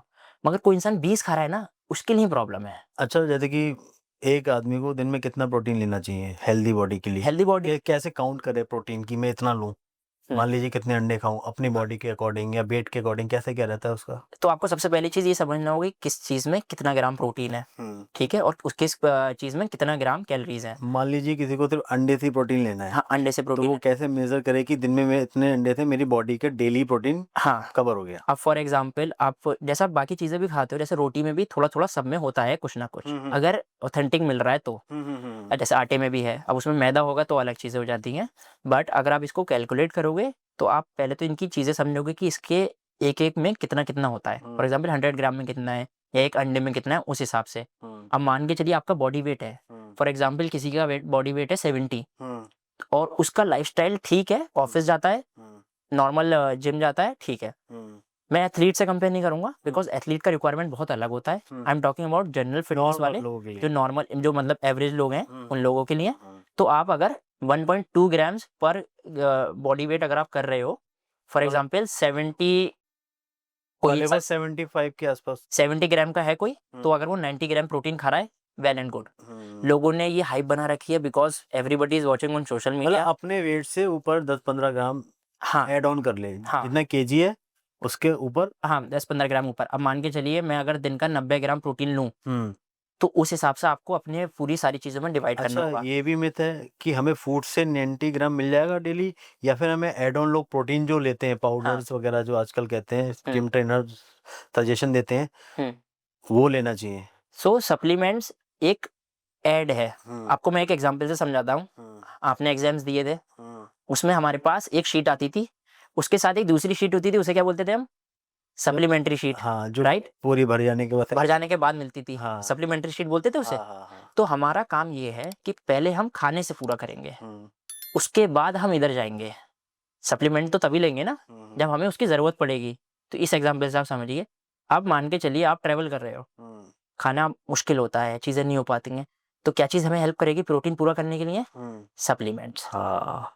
अच्छा, इधर। जो मतलब जिनका काम बहुत ज़्यादा मतलब डेली घर पे नहीं खा पा रहे हैं, ट्रैवलिंग का काम है या आउटडोर पे ज़्यादा नहीं, तो उनको प्रोटीन कैरी करना चाहिए क्योंकि वो अपनी बाहर का खाना ज़्यादा खाना करेक्ट, पड़ेगा। उनका जो उनका ईटिंग रूटीन होगा वो शेड्यूल बिगड़ जाएगा, तो जो उनका डेली इंटेक है उस पर फर्क पड़ेगा। तो आपको कोशिश ये करनी है कि हम या तो कैरी कर लें या कंज्यूम कर लें। अब अगर आप कंज्यूम नहीं कर पा रहे हो खाने के थ्रू, तो आप अगर सप्लीमेंट ले लो अच्छा, तो इशू नहीं है। लोग डरते बहुत हैं, जो आम लोगों में एक मिथ है कि प्रोटीन लेंगे तो उनकी बॉडी पे कोई इफेक्ट पड़ेगा, क्योंकि मार्केट में क्या है ना, प्रोटीन के नाम पे आप जानते हो फेक चीजें बहुत आ रही करेक्ट हैं। Correct correct. मतलब कोई ऑथेंटिक प्रोडक्ट नहीं आ रहा है, पता नहीं है नॉलेज लोगों को, जा रहे हैं तो पहचान नहीं पा रहे हैं क्या असली है क्या नकली है। मैं बहुत खुश होता हूँ कि ये डर बना हुआ है, मुझे बहुत पसंद है ये। पता है क्यों? क्योंकि लोग फिर मेहनत नहीं करेंगे। अभी क्या है कि जो भी छोटा बच्चा है, मुझे ध्यान रखना, इस चीज़ को ध्यान से सुनना, कोई भी छोटा बच्चा है, 18 साल का है, 17 साल का है, वो जिम जाना शुरू हुआ, उसकी सबसे पहले नज़र क्या जाएगी? जो इंसान 25 साल का है वो प्रोटीन ले रहा है, उसको एक्सरसाइज करते हुए 8 साल हो गया, और ये तो प्रोटीन खा के बॉडी बनाई है। नहीं भाई, हमने भी दाल, रोटी, चिकन, फिश, अंडे ये सब खा के ही बनाई है। प्रोटीन तो हमें बाद में खाया है ना। सही बात है, एड ऑन। तो अगर ये डर नहीं होगा ना, तो लोग स्टार्टिंग से लेना शुरू कर देंगे। मैं अपने जो क्लाइंट्स हैं या जो भी है, मैं बिगिनर्स वगैरह को मैं एटलीस्ट 6 महीने या 1 साल तक बोलता भी नहीं हूँ सप्लीमेंट लेने के लिए। द रीज़न इज बिकॉज मैं पहले चाहता हूँ कि वो अपने आप को पुश करें खाने के ऊपर। फिर क्या होगा कि हम ना डिपेंड करने लगेंगे। हाँ, डिपेंडेंसी फर्स्ट डे से है। हाँ, फिर आप कि यार अपने मेरा- ओरिजिनल डाइट पे फॉलो नहीं करेंगे। मैं आपको ये बता रहा हूँ, आई नो पीपल जो दिन में 4 स्कूप वे प्रोटीन लेते हैं और जो खाना नहीं खाते हैं सही से। पता है क्यों? इसका इम्पैक्ट पड़ता है बॉडी पे? इम्पैक्ट का रिजल्ट ही नहीं आएगा ना। अच्छा। आप ये मुझे एक चीज बताइए, ये एक सप्लीमेंट है। आप अगर अच्छा खाना या एक्सरसाइज या फिर मूवमेंट नहीं करोगे, आपको ये चीज हेल्प कर ही नहीं सकती। ये एक खराब चीज नहीं है, ये कोई ऐसा नहीं है केमिकल है, ये बनता दूध से ही है सप्लीमेंट। जैसे वे प्रोटीन है, ये बनता दूध से है। दूध को पूरा निकाल के जो पनीर बनता है, उसके बाद जो पानी बचता है उसको सुखाते हैं, उसको पाउडर फॉर्म में लेके आते हैं, उसके बाद ये बनता है ओके। वे प्रोटीन। तो ये खराब चीज मतलब नहीं है। आपकी डेली लाइफ से ही है वो सारा? हाँ, ये खराब चीज नहीं है। इट्स जस्ट दैट इसमें कुछ एड ऑन भी होता है? लोग अब फ्लेवर्स ऐड करते हैं। अच्छा। अब लोगों को ना चॉकलेट चॉकलेट चाहिए, स्ट्रॉबेरी। बटर स्कॉच खाना है। यार सिंपल रख लो ना। लोग मुझसे बोलते हैं कि आपने जो हमें प्रोटीन बताया उसमें ना फ्लेवर अच्छा नहीं है। तो मैंने कहा यार ये फ्लेवर के लिए हर चीज़ नहीं, बनेगी। आप न्यूट्रिशन के लिए देखो। इंपॉर्टेंट ये है, इसीलिए मैं ये बोलता हूँ कि ये डर बना रहना चाहिए कि भाई सप्लीमेंट नहीं लेना चाहिए, आपको प्रॉब्लम हो जाएगी। क्यों? वरना बच्चों पे बहुत बड़ा इम्पैक्ट पड़ेगा। मतलब Why? कह सकते हैं कि डाइट है ना, वो पनिशमेंट नहीं है, वो फ्यूल होती है एक तरीके से बॉडी के ऑब्वियसली लिए। ये आपको बहुत ज़रूरी है और ये आपका ना पूरा डिसिप्लिन सेट करता है कि हमें नहीं खाना भाई। जैसे अभी आपने मुझसे पूछा था कि अच्छा। भाई आप चाय लेंगे, कॉफ़ी लेंगे? मैंने आपसे बोला ब्लैक कॉफ़ी लूँगा मैं। हाँ। चीनी नहीं लेता मैं। हम्म। और ये मैं सिर्फ़ बोलता नहीं हूँ कि मैं चीनी नहीं लेता, मैं प्रीच भी करता हूँ इस चीज़ को। डिसिप्लिन है उसका। हाँ, भाई मुझे चीनी नहीं पसंद। और इसलिए नहीं कि भाई मेरा टेस्ट नहीं ये वो, ये सारा आपके माइंड में है। आप स्टार्ट करोगे ना बिना चीनी या एक्स्ट्रा वाली चीज़ों के, मुझसे ज़्यादा फ्रूट नहीं खाते होगे। फ्रूट क्या है? शुगर ही तो है, सही बात। नेचुरल शुगर है। हम एक्स्ट्रा नहीं डालेंगे। तो ये चीज़ हमें नेचुरल शुगर चाहिए। हाँ, क्योंकि जो फ्रूट्स होते हैं उसमें हमारे फाइबर होता है। वो हमारे ग्लाइकोजन लेवल को ऐसे एकदम से स्पाइक नहीं होने देता है। अच्छा, लाइफ में कभी ऐसा फेस आया आपके पास कि आप कभी गिव अप करने की सोची हाँ। कि अब मुझसे ये नहीं हो रहा है, बहुत हो गया, अब इतना काफ़ी हो गया? तो मेरे ना मैं हमेशा से स्पोर्ट्स में था, तो मेरे ना स्कूल के टाइम पर ही फ्रैक्चर हुए थे। काफ़ी मेरे बोन्स वगैरह फ्रैक्चर रह चुके हैं क्योंकि मैं स्पोर्ट्स पर्सन था। तो उसमें मेरा रिस्ट में, लेफ्ट रिस्ट में मेरे 2 बार सेम जगह पर फ्रैक्चर रह चुका है। तो जब मैंने जिम स्टार्ट किया, हल्का-हल्का पेन होता था। फिर जब मुझे 2 साल हो गए ना करते हुए, तो फिर मेरा वो पेन ना बहुत एक्सट्रीम हो गया। बहुत दर्द, मतलब बहुत ज़्यादा दर्द। तो मुझे फ़ील हुआ कि अब क्या? अब कैसे करें? तब उस टाइम पे मूवी चलती थी फरहान अख्तर की भाग मिल्खा भाग। तो उसमें ना वो वाली जो सिनेरियो था ना जिसमें उसको वो अपोनेंट उसके इंजर्ड कर देते हैं उसे, एंड उसके बाद वो आता है पट्टी बाँध कर और फिर भागता है। तो मुझे वहाँ से फ़ील हुआ कि अगर कुछ करना है ना, तो आपको ये सब झेलना पड़ेगा। एक्सक्यूज़ जो भी सिचुएशन हो, हाँ। सबको तोड़ के आगे निकलो। तो वही चीज़ थी, वहाँ से मुझे समझ में आया कि आपको अगर कोई चीज़ करनी है तो आपको पेन होगा, वो सब भी झेलना पड़ेगा। फिर वो पेन था ना, देन ऑन वो पेन नहीं लग रहा था और वो दर्द ना महसूस नहीं हो रहा था। तो फिर अभी वही सेम चीज़ है, वो कंटिन्यू किया उसके बाद और उसको पेन को छोड़ा, तो समझ में आया कि हाँ, फ़ायदा था वो सब चीज़ें करके। अच्छा, सारा गेम माइंडसेट का है। सारा गेम माइंडसेट का है। पूरी बॉडी गिव अप करेगी, जब आपका दिमाग नहीं कह रहा गिव अप होए, तो आपको वो वापस ले आएगी उस सिचुएशन में। हमेशा अगर ऐसे कभी आप लॉन्ग रनिंग करोगे, तो हमारी बॉडी गिव अप कर देती है। हर किसी की बॉडी का एक स्पेसिफिक पार्ट होता है, मान के चलिए किसी का 11 किलोमीटर है, 10 किलोमीटर है, इसके बाद में भैया हम भाग नहीं पाएँगे। वहाँ आपका ना कि माइंडसेट बताता है भागना है, ये कंप्लीट करना है, हमें 20 किलोमीटर पूरा करना है। तो वहाँ पे आपका माइंडसेट काम करता है, तो इसलिए माइंडसेट सबसे ज़्यादा ज़रूरी है इन सब चीज़ों में। तो जो वो पेन है ना, वो पेन फ़ील नहीं होगा। वो दर्द को ना दर्द की तरीके से नहीं लोगे आप, एन्जॉय करो। एन्जॉय करोगे उस दर्द को। जैसे कि आजकल लोग आपको सोशल मीडिया पे फॉलो कर रहे हैं, आपको देखते हैं यार इतनी अच्छी फिटनेस है, कॉन्फिडेंट बंदा है, तो ऐसी कौन सी रियलिटी है कि उन्होंने देखी नहीं है? तो सबसे पहली चीज़ कि हमें ना बहुत जगह अपना दिल मानना पड़ता है। कहीं जाना है, बट पता है यार नहीं जा पाएँगे क्योंकि कल हमें मॉर्निंग में जल्दी उठना है, तो इसलिए नहीं जाते हैं। लोगों से मिल नहीं पाते हैं क्योंकि हमारा और उनका लाइफ़स्टाइल मैच नहीं होता है। हमें दिल मानना पड़ता है, खाने पर दिल मानना पड़ता है। तो वो जो दिल मानने वाली चीज़ है ना, वो कहीं न कहीं चुभती तो है, बट ये कहीं न कहीं फ़ायदा भी देती है। तो वो चीज़ है और इस वजह से लोग हमें ना सेल्फ सेंटर्ड समझने लगते हैं, बट ऐसा नहीं है। बस वो ये है कि खुद से प्यार है और खुद के लिए चीज़ें करनी है, इसलिए वो चीज़ें करते हैं, क्योंकि दिल तो मारना पड़ेगा अगर कुछ करना है तो। राइट। फिटनेस फॉलो करने से फिजिकल ट्रांसफॉर्मेशन तो होता ही है, इसके साथ साथ आपकी पर्सनैलिटी में क्या क्या चेंजेस आते हैं, जैसे कि लाइक कॉन्फिडेंट हो गए एंड डिसिप्लिन आता है करेक्ट। आपको, और शायद मुझे लगता है कैरियर में क्लैरिटी आती है क्या? बहुत ज़्यादा मेंटल क्लैरिटी मिलती है, आप मेंटली बहुत ज़्यादा स्ट्रांग होते हो। दूसरी चीज़ जो कॉन्फिडेंस होता है ना, वो आपका बूस्ट करता है। एक कोई पतला सा लड़का मान के चलिए जिम में जा रहा है, बहुत अंडर कॉन्फिडेंट होता है। मैं अपनी बात बता रहा हूँ, मैं 45-40 किलो का, 45-46 केजीज़ का, मैं बहुत अंडर कॉन्फिडेंट, मैं अपने आप को शीशे में देख रहा हूँ, नहीं है। वहीं जब मैं जाना शुरू करता हूँ ना, और थोड़ा-थोड़ा हल्का सा फ़र्क दिखने लगता है, मैं मेहनत कर रहा हूँ, वो फ़र्क दिखने लगता है और जब लोग बोलते हैं कि भाई दिख रहा है, तो वो जो कॉन्फिडेंस बूस्ट करता है ना, वो बहुत ज़्यादा होता है। और खुद तो से एक प्यार भी होने लगता है। खुद से प्यार होने लगता है, प्रोसेस से मज़ा आने लगता है और जो आप अंडर कॉन्फिडेंट थे, उससे आप कॉन्फिडेंट होने लगते हो। एंड यही रीज़न मैं आपको बताता हूँ कि जब मैं पतला-सा था, मैं इतना कॉन्फिडेंट नहीं था। आज मैं शो करके आया, इतने बड़े सेलिब्रिटीज़ के सामने रहा, हज़ारों कैमरे मेरे फेस पर थे, लाइट्स पड़ रही हैं, बट फिर भी मैं वो खड़े होकर बोल पा रहा हूँ, उसके पीछे का रीजन ये है कि वो पूरी जर्नी है पूरी जर्नी है ये जो 10-11 साल जो हमने वहाँ इसमें दिख दिया। रही है, वो रिफ्लेक्ट कर रही है वो हाँ, पर्सनालिटी। वो पर्सनैलिटी वहाँ से बिल्ड हुई, हमें हमारे अंदर वो कॉन्फिडेंस आया बात करने का, पब्लिकली खड़े होने का। बिकॉज़ मुझे इतना पता है कि अगर मैं बात कर रहा हूँ, तो ऐसा नहीं है कि मुझे कोई इंसान जज करेगा, यार ये सूखा है, ये वो है। हमें पता है कि हम आपने वो पहले बिल्ड 2 किया है। बैरियर तोड़ दिए, जिस पे लोग जज करते हैं। करेक्ट। फिर आपकी कम्युनिकेशन, हाँ, आपकी डेप्थ नॉलेज फिर आदमी जज करता है। तो कभी भी हम कहीं कहीं भी जाएँ, तो सबसे मन में इनसिक्योरिटी कहते हैं, मैं दिख कैसा रहा हूँ? हाँ, या वो सही तो लग रहा हूँ? तो हम ये या चीज़ पेट तो नहीं आ रहा है मेरा? तो हम ये चीज़ खत्म कर दे रहे हैं। अब कोई इंसान मोटा है, हाँ। वो जाएगा, उसको पता है यार अगर मैं गया, या किसी के बाल नहीं है, तो उसके अंदर से कॉन्फिडेंस चला जाता है। अगर बाल नहीं है, उसकी फिज़ीक अच्छी है, तगड़ा है, खड़ा हुआ है, तो तो इंसान ना उसकी जो नेगेटिव पॉइंट है पॉजिटिव हो जाता जो उसके फ्लॉज़ हैं, वो इंसान उसी को कहता है, "बे यार मज़ा आ गया यार, है। क्या बात है।" तो वही चीज़ है कि जिम आपको ना मतलब सिर्फ़ जिम नहीं, फ़िटनेस जो है ना, ये आपको इतना कॉन्फिडेंस देती है। एक तरह से लाइफ़स्टाइल ट्रांसफॉर्मेशन ही है आपका। यस, आपका बहुत अच्छा ट्रांसफ़ॉर्मेशन होता है। आप ये और ये पूरी लाइफ़ में आपको सपोर्ट करता है।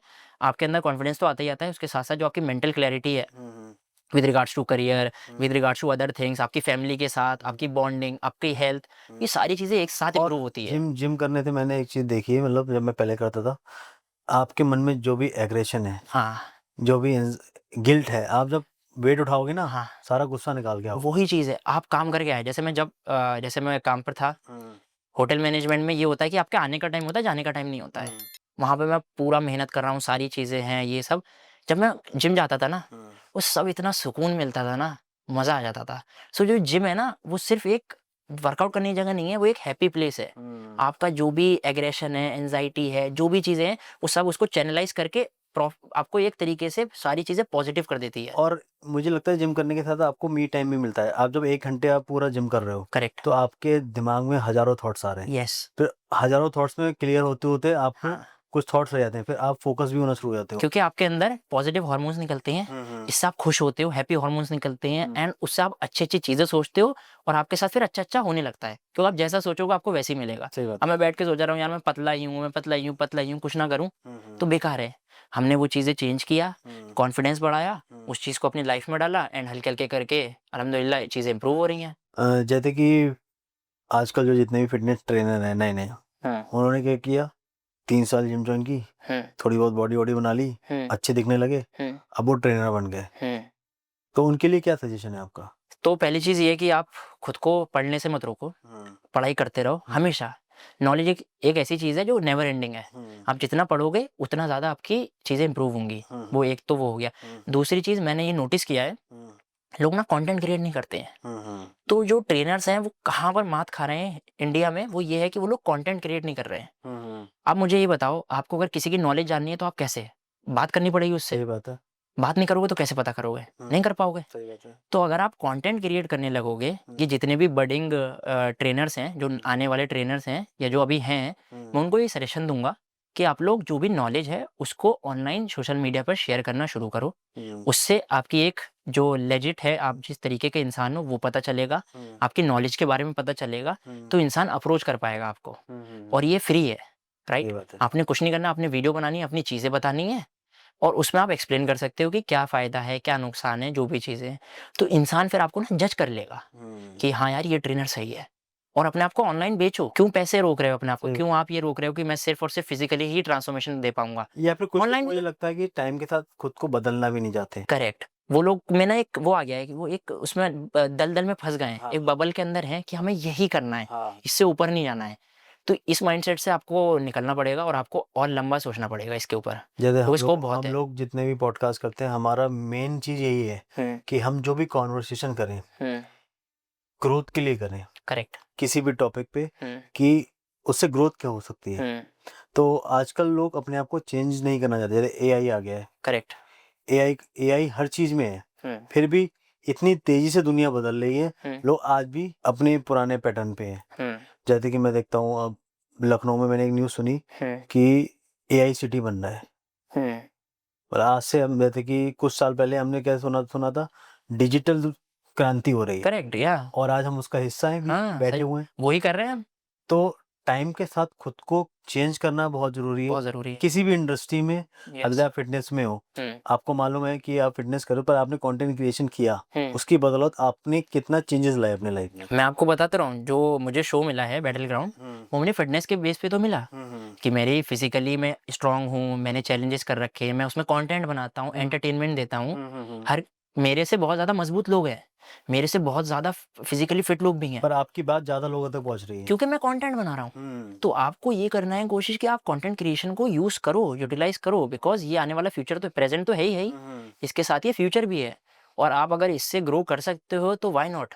और ये फ्री ऑफ कॉस्ट है भाई, सही बात है। मेहनत अब चाहिए बस तो इसके लिए। अब तो जैसे कि मैंने 1-2 वीडियो देखे थे, कुछ मशीनें ऐसी आ गई हैं चाइना में बना रखी, फिटनेस में वो एआई का सब दिखा रहे हैं। हाँ, कितना वेट उठाओ, करेक्ट। कितना बनना है, यस, पोजीशन सही है नहीं गलत है। यस। एआई आपको हेल्प कर देगा, बट जो वो एक ह्यूमन टच होता है ना, वो नहीं ला सकता। सही बात है। मुझे एक चीज़ ये बताओ, जो माँ के हाथ का खाना है, वो रोबोट प्रिपेयर कर देगा? सही बात है। कभी नहीं कर सकता ना। तो वो जो कस्टमाइज़ेशन है, उसका जो यूज़ आप सही वे में करो। हाँ, उसको यूज़ करो, आप एक्सरसाइज़ेज़ में यूज़ करो, सारी चीज़ें हैं, हुँ। बट जो वो टच देगा ना, जो ह्यूमन टच है, हुँ। जिससे आपकी बॉडी में फ़र्क दिखेगा, वो ही दे सकता है एक इंसान। जैसे कि लोगों ने खाना खाया, अभी हुँ। नेचुरल शुगर की बात कर रहे हैं। हुँ। खाना खाने के बाद हुँ। गुलाब जामुन या हाँ। कुछ मीठा चाहिए। हुँ। अब वो शुगर उसमें वैसे ही हाई है, हाँ। तो इस चीज़ लोगों को क्रेविंग होती है मीठा खाने की, वो हुँ। कैसे कंट्रोल करें? जो हमारा इंडियन हाउसहोल्ड है, उसमें ना जो फूड है ना, वो कार्बोहाइड्रेट फ़ोकस ज़्यादा है। तो ऑलरेडी हमारी जो शुगर लेवल है, वो ऑलरेडी बढ़ रही है उन्हें सब खा के। बट प्रॉब्लम कहाँ आती है? प्रॉब्लम आती है उसके बाद जो हम ये गुलाब जामुन, रसगुल्ले, मीठे में कुछ पेड़ा मिल जाए। मेरे घर खीर पे होता खाने को है। मिल my father does the same thing. उनको मैं हल्के-हल्के करके समझा रहा हूँ, चीज़ें कर रहा हूँ, जैसे मम्मी को समझा दिया है, पापा को भी समझा रहा हूँ। तो हमें कोशिश ये करनी है कि कोई हम ऐसी चीज़ डालें जो उसको ट्रिगर ना करे। मीठा ना। खजूर सबसे अच्छा सॉल्यूशन है। कोई भी है, अगर वो दिन में आप 1 या 2 खजूर भी खा रहे हो, आपका काम सॉर्ट है। क्योंकि वो क्रेविंग आपकी नहीं हो। क्रेविंग्स बंद कर देगा। अच्छा। शुगर बहुत मीठा होता है, बट उसमें बाकी जो मिनरल्स हैं ना, वो आपको पेड़े में, गुलाब जामुन में नहीं मिलेंगे। हाँ। जो माइक्रो न्यूट्रिएंट्स हैं, जो खजूर में मिलते हैं, वो इन सब में नहीं मिलेंगे। और वो हाई इन पोटेशियम होता है और आपके डिफरेंट चीज़ों में हेल्प करता है, पीरियड क्रैम्प्स में हेल्प करता है फीमेल्स को, तो वो बहुत अच्छी चीज़ है। ट्रेनिंग के नाम पे लोग वर्कआउट करते हैं, बिगिनर्स। जी। अब उनको ट्रेनर कोई भी वर्कआउट करा रहे हैं, हुँ, तो एज़ अ बिगिनर किसी को स्टार्टिंग में ट्रेनर लेना चाहिए हुँ, या फिर पहले जिम को 1 महीने फॉलो करना चाहिए, रूटीन में आना चाहिए? क्या कहते हैं आप? तो मैं आपको पर्सनल एक्सपीरियंस बताता हूँ। तो जैसे मैंने शुरू किया था, मेरे पास कोई गाइडेंस नहीं था। उस टाइम यूट्यूब भी नहीं था, उस टाइम इंटरनेट भी महँगा होता था, तो इतना हम नहीं करते थे। मेरे को याद है 198 में 1 जीबी रिचार्ज 1 मंथ के लिए। सोचिए, तो उसमें भी हमें बीबी की वॉइस की वीडियो देखनी है। हाँ, हाँ। तो इस वजह से तो क्या होता था कि वो हमने ना सारी चीज़ें सीखी अपने आप। बट अगर आप ये बताओ, आप जैसे स्कूल जाते हो, आप खुद पढ़ाई करोगे तो जल्दी ज़्यादा चीज़ें कर पाओगे या फिर टीचर आपको पढ़ाएगी तो? ऑब्वियसली टीचर, टीचर, हाँ। जो हमें गाइड कर पाए या गाइडेंस दे पाए। तो मैं सजेस्ट ये करूँगा, आप कुछ खुद पे भी मेहनत करो, आप समझते रहो। जैसे आपका कोच है या जो ट्रेनर है, वो आपको कोई चीज़ें दे रहा है, उससे सवाल करो। ये नहीं कि उसको बिल्कुल अंधा होके फॉलो करते रहो। बहुत सारे लोग होते हैं, ये वाली एक्सरसाइज कर लो, ये वाली एक्सरसाइज कर लो, बस नाम नहीं पूछेंगे। साथ में खड़े हो जाएँगे 1, 2, हाँ, 3 बस। नहीं ट्रेनर ठीक है, ट्रेनर ने उसको एक्सरसाइज बताई कि ये चेस्ट प्रेस है, उसको याद नहीं रखनी है। वो क्या कहेगा फिर, ट्रेनर भी यही कहता है ये वाली कर लो, ये वाली कर लो। क्यों? क्योंकि उसको बंदे को नाम ही नहीं याद है कि इसको चेस्ट प्रेस बोलते हैं, इसको साइड रेजेस बोलते हैं या इसको स्क्वाट बोलते हैं, ये सारी चीज़ें। तो हमें कोशिश ये करनी है, हायर कर लो, कोच ले लिया आपने क्योंकि वो आपको आपसे बहुत आगे है। तो आप जो भी गलतियाँ करोगे, जैसे मैंने गलतियाँ की, मैं आपको अपनी गलती बताता हूँ। लोग बोलते थे कि शोल्डर करने से और लेग्स ट्रेन करने से आपकी हाइट छोटी रह जाती है, हुँ, ठीक है? बट ऐसा बिल्कुल भी नहीं है। मिथ है ये। हाँ, तो मैंने स्टार्टिंग के काफ़ी साल मैंने शोल्डर ट्रेन ही नहीं किया। और शोल्डर सबसे खूबसूरती बनाता है आपकी बॉडी के अंदर। स्ट्रक्चर में वो। हाँ, सबसे अच्छा बनाता है। तो मैंने शोल्डर ट्रेन ही नहीं किया। लेग्स भी हफ्ते में 1 बार कर दिया कभी, क्योंकि हमें नॉलेज नहीं थी। तो जब हमने नॉलेज लेना शुरू की तब हमें समझ में आया। अब जैसे कोई आता है तो मैं उसकी हफ्ते में ही 2 बार लेग्स करवाता हूँ। क्योंकि लेग्स आप करोगे तो आपकी बॉडी में ग्रोथ हार्मोन रिलीज़ होते हैं, जिससे आप और जल्दी ट्रांसफ़ॉर्म होते हो।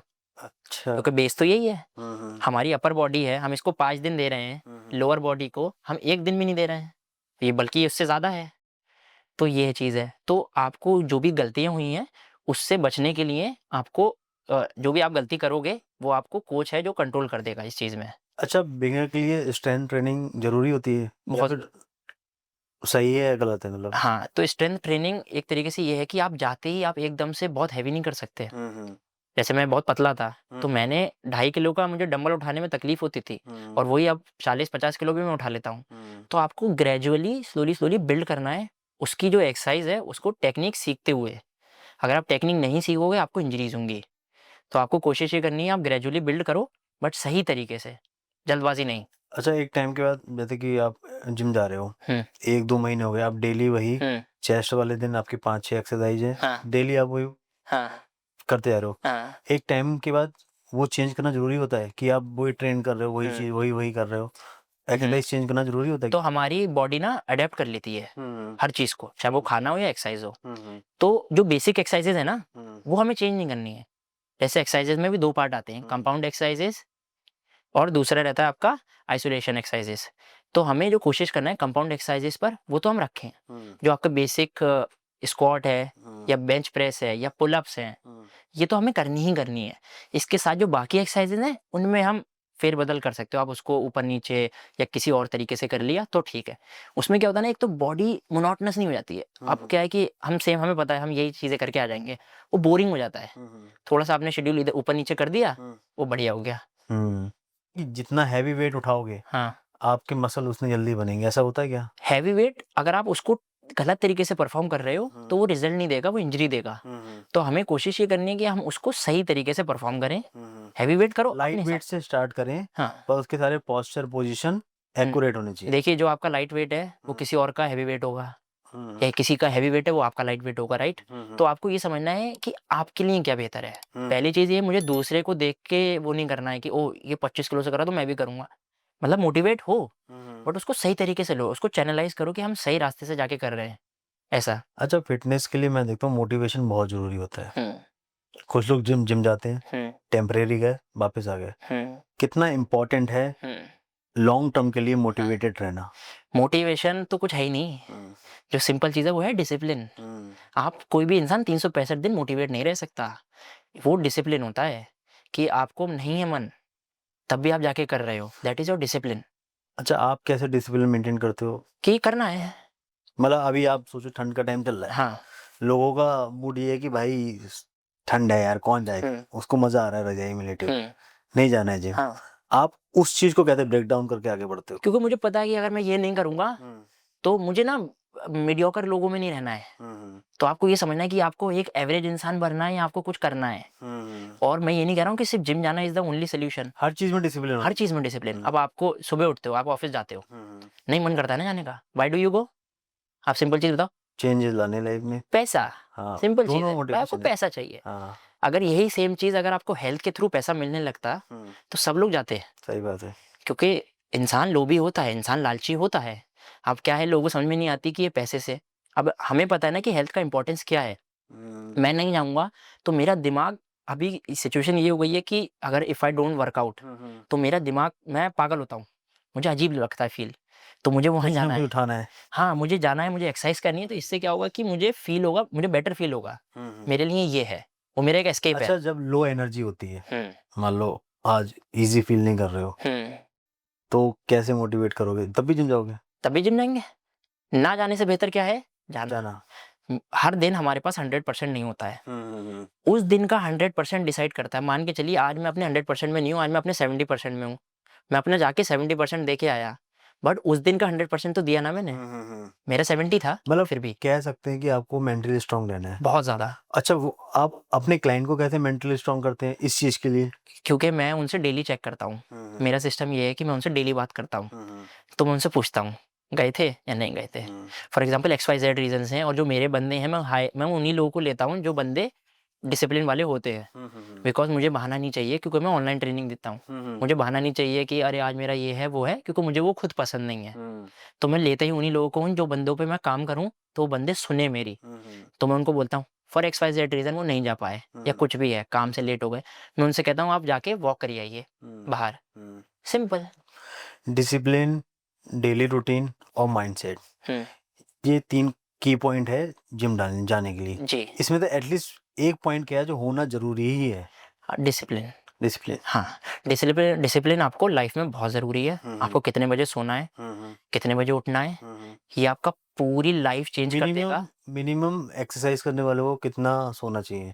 देखिए, सारी चीज़ें हैं कि आप अपनी किस फ़ेज़ में हो, सिंपल चीज़ है। अगर आप एक यंग बंदे हो और आपको चीज़ें अचीव करनी है, आपको त्याग करना पड़ेगा। नींद का। आर्नोल्ड है, आप जानते होंगे, लेजेंड है भाई बॉडी बिल्डिंग के, ठीक है? एक्टर भी है, मेयर भी रहे भाई। तो उन्होंने एक बात ये कही थी कि मैं जाता था, मैं अपना जिम भी करता था, नौकरी भी कर रहा था और साथ-साथ मैं एक्टिंग भी सीख रहा था। पॉलिटिक्स में भी था। हाँ, नहीं ये तो मैं स्टार्ट और पहले की बता रहा हूँ, जब वो मिस्टर यूनिवर्स नहीं बने थे, अच्छा। He was the youngest mister universe that time. तो उस बंदे ने एक्टिंग भी सीखी, काम भी किया पैसे कमाने के लिए, जिम भी जाता था और ट्रेनिंग दिन में 2 बार। तो आप सोचो कि सो कैसे सकते हो आप? सही बात है। तो वो ये सोना एक जो वर्ड है ना, ये बहुत मतलब कह सकते हैं कि मोटिवेशन एक बार को चला जाता है, हाँ। पर डिसिप्लिन हमेशा रहता है। डिसिप्लिन तो बहुत इंपॉर्टेंट है। मोटिवेशन तो सिर्फ कहने-कहने की चीज़ें हैं, वो वीडियो वगैरह के लिए अच्छा लगता है। अच्छा, जो कॉमन मिस्टेक होती है जो बिगिनर करते हैं वो क्या रहती हैं? वो ये रहती है कि जल्दबाज़ी। उनको लगता है जल्दी बॉडी बनानी। हाँ, अब उनको नहीं पता ना, मैं तो 10 साल से कर रहा हूँ।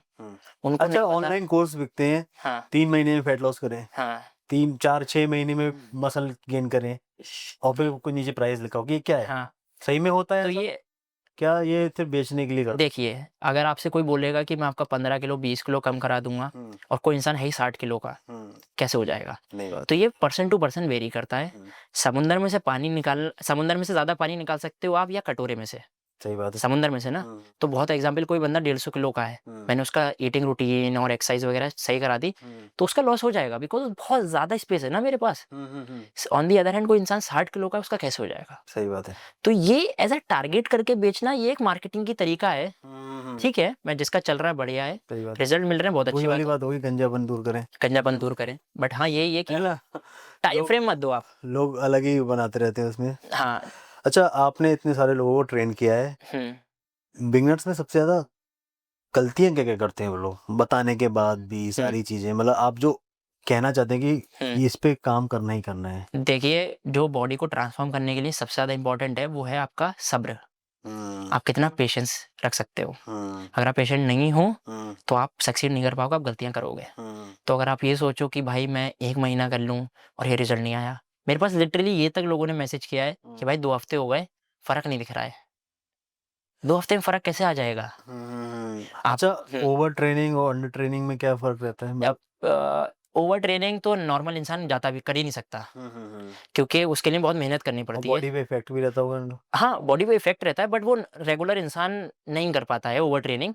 ओवर ट्रेनिंग के लिए आपको एथलीट बनना पड़ता है। जो एथलीट्स होते हैं, वो लोग करते हैं ओवर ट्रेनिंग और वो उनका नेसेसरी है, उनको करना पड़ेगा। बट हाँ, फॉर एग्ज़ाम्पल कोई अगर ओवर ट्रेनिंग कर भी रहा है, तो उसकी क्या है कि उसको एक तो सोरनेस बहुत ज़्यादा दिन तक रहेगी। मसल सोरनेस रहती है ना, पेन रहता है, वो ज़्यादा दिन तक रहने लगेगा।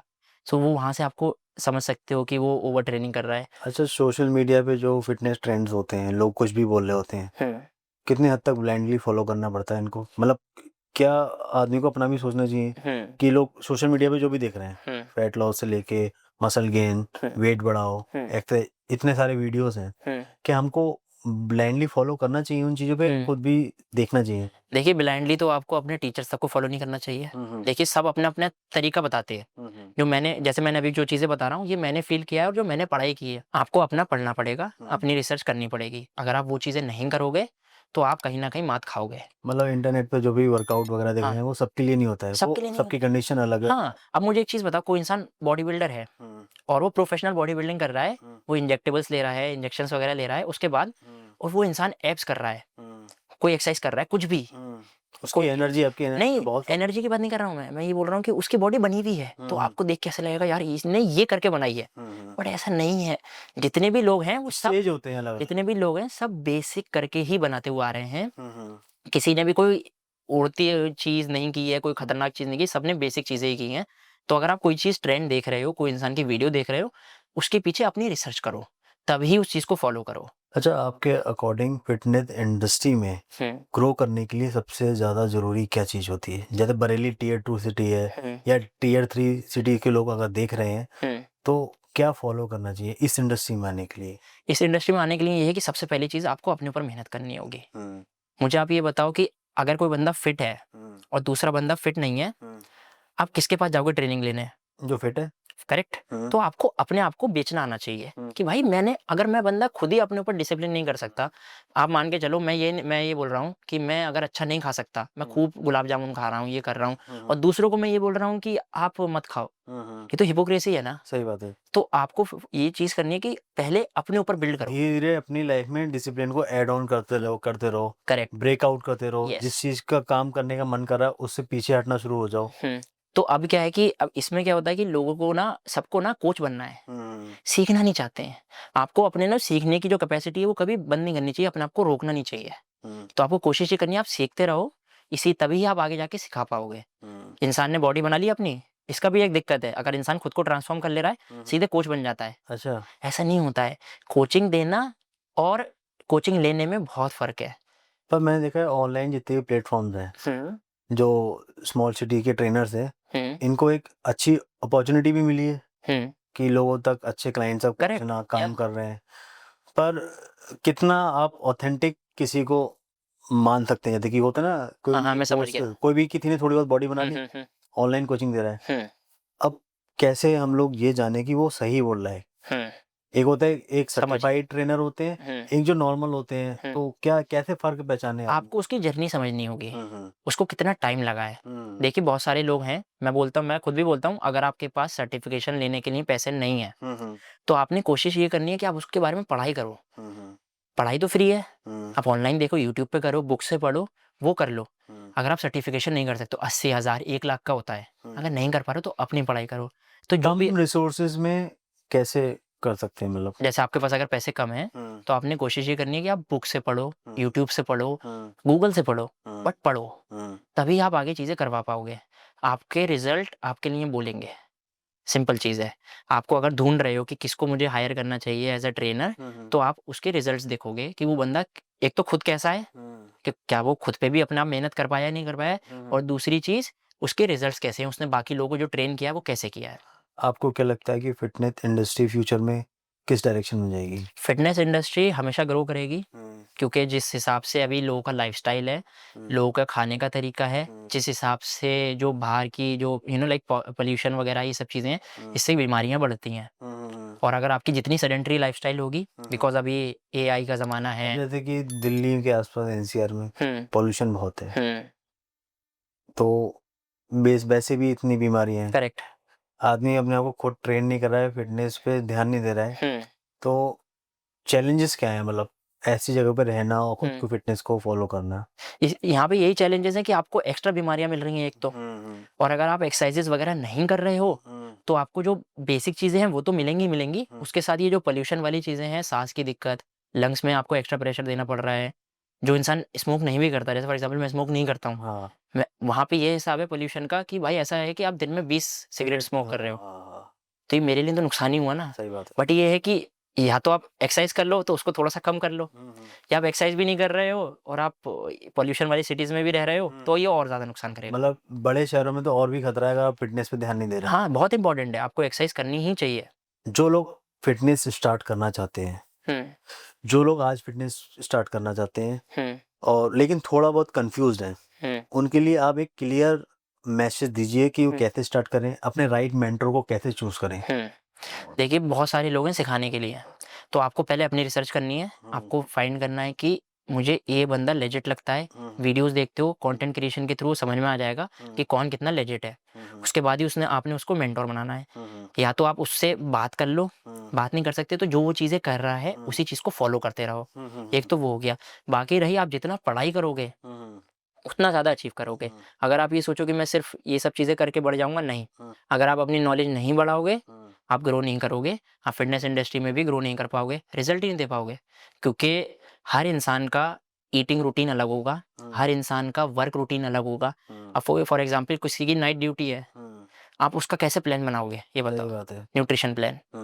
तो वो सब चीज़ों पे आपको ध्यान रखना है कि ये बहुत कस्टमाइजेबल चीज़ है, और ये आप ऐसा नहीं कर सकते कि सबके लिए सेम चीज़ चली जाए। सही बात है। एवरी ह्यूमन इज डिफरेंट, कोई भी आइडेंटिकल नहीं होता है, अंदर से आइडेंटिकल नहीं होगा। हर किसी की वर्क काम करने का तरीका अलग है, सोने का तरीका अलग है, और आपको उसी हिसाब से चीज़ें बनानी होंगी। तो इसके लिए आपको पढ़ाई करनी पड़ेगी। अब आप चाहे वो सर्टिफाई करके करो, अब चाहे वो आप सर्टिफिकेट लेकर करो, या फिर आप खुद की पढ़ाई करो और उसके बाद उसमें आगे आप एक्सेल करो। क्योंकि ऑनलाइन ठीक है, आप सर्टिफिकेशन रख रहे हो, अच्छी बात है।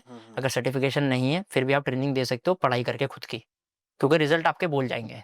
अगर आपके रिजल्ट अच्छे नहीं है तो फ़ायदा नहीं है। आजकल चल रहा है 90 डेज चैलेंज, हाँ रील बननी है डेली, हाँ डे 1 डे 2 डे, Correct. तो लोग अपनी जर्नी दिखा रहे हैं। हाँ, तो ये मोटिवेशन है या फिर कंटेंट क्रिएशन है? कोई भी इंसान अगर 90 डेज़ का ऐसे 80 60 30 हाँ, कोई भी कितने भी दिन का ये कर रहा है तो उसमें वो ना डिसिप्लिन बिल्ड कर रहा है सबसे पहली चीज़। ठीक है, कंटेंट क्रिएशन एक बहुत ज़्यादा डिसिप्लिन वाली चीज़ है, क्योंकि हमें पता है कि हम सुबह उठेंगे, हमें ये करना है, क्योंकि हमें वीडियो भी बनानी पड़ेगी ये इस चीज़ की, तो दिखाना तो पड़ेगा ही, तो उसके लिए फॉलो भी करना होगा। तो इस चक्कर में आप यहाँ से डिसिप्लिन बिल्ड करते एक चले जाते हो। लायबिलिटी लेके आप फॉलो करना शुरू कर देते हाँ, अब वो मान के चलिए अब आपने बिल्ड कर लिया, हो। ये बोलते हैं कि 21 दिन अगर आपने एक सेम आदत कर ली तो वो आगे आप फॉलो कर पाते हो, ये बोला जाता है। सही बात है। तो अगर आपने ये 30 डेज़ 60 डेज़ कर लिया और आपको उसमें मज़ा आने लगा, तो जो चीज़ आपने सिर्फ मज़े के लिए चूज़ की थी, अब वो आपको उसमें और ज़्यादा मजा आने लगता है। और ज़्यादा खुशी देने लग रहा है।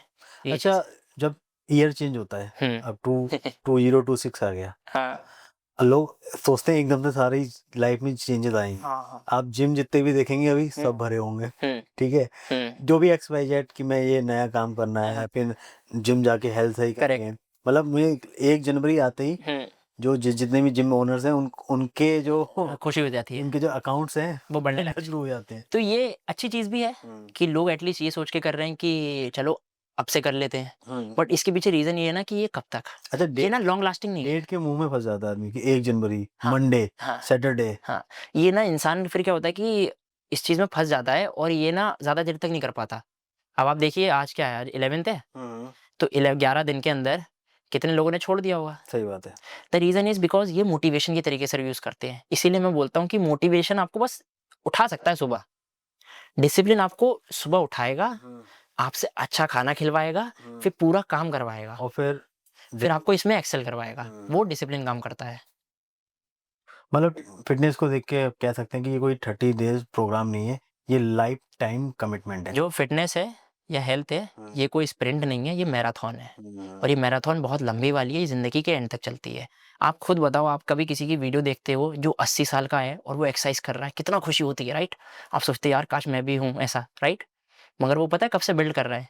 वो उनकी आदत स्टार्टिंग से जब वो 10 साल के हैं, 15 साल के हैं। यहाँ से बिल्ड करते हुए आ रहे हैं, तब वो जाके 80 में ऐसे दिख रहे हैं। ये नहीं है कि उनका जब वो 70 के हुए एकदम तब किया। ट्रांसफॉर्म कर लिया, नहीं। पॉसिबल ही नहीं, आपकी हड्डी जवाब दे देंगी। तो अगर आपको लास्ट करना है लंबा, मैराथन भागनी है, तो आपको कोशिश अभी से ही करनी पड़ेगी। अच्छा लगा अदनान आपसे जी। फिटनेस पे बातें करके, आपकी जर्नी को देख के। हुँ, thank you for coming. Thank you so much, बस। बहुत अच्छा था। काफ़ी अच्छा लगा आपसे बात करके।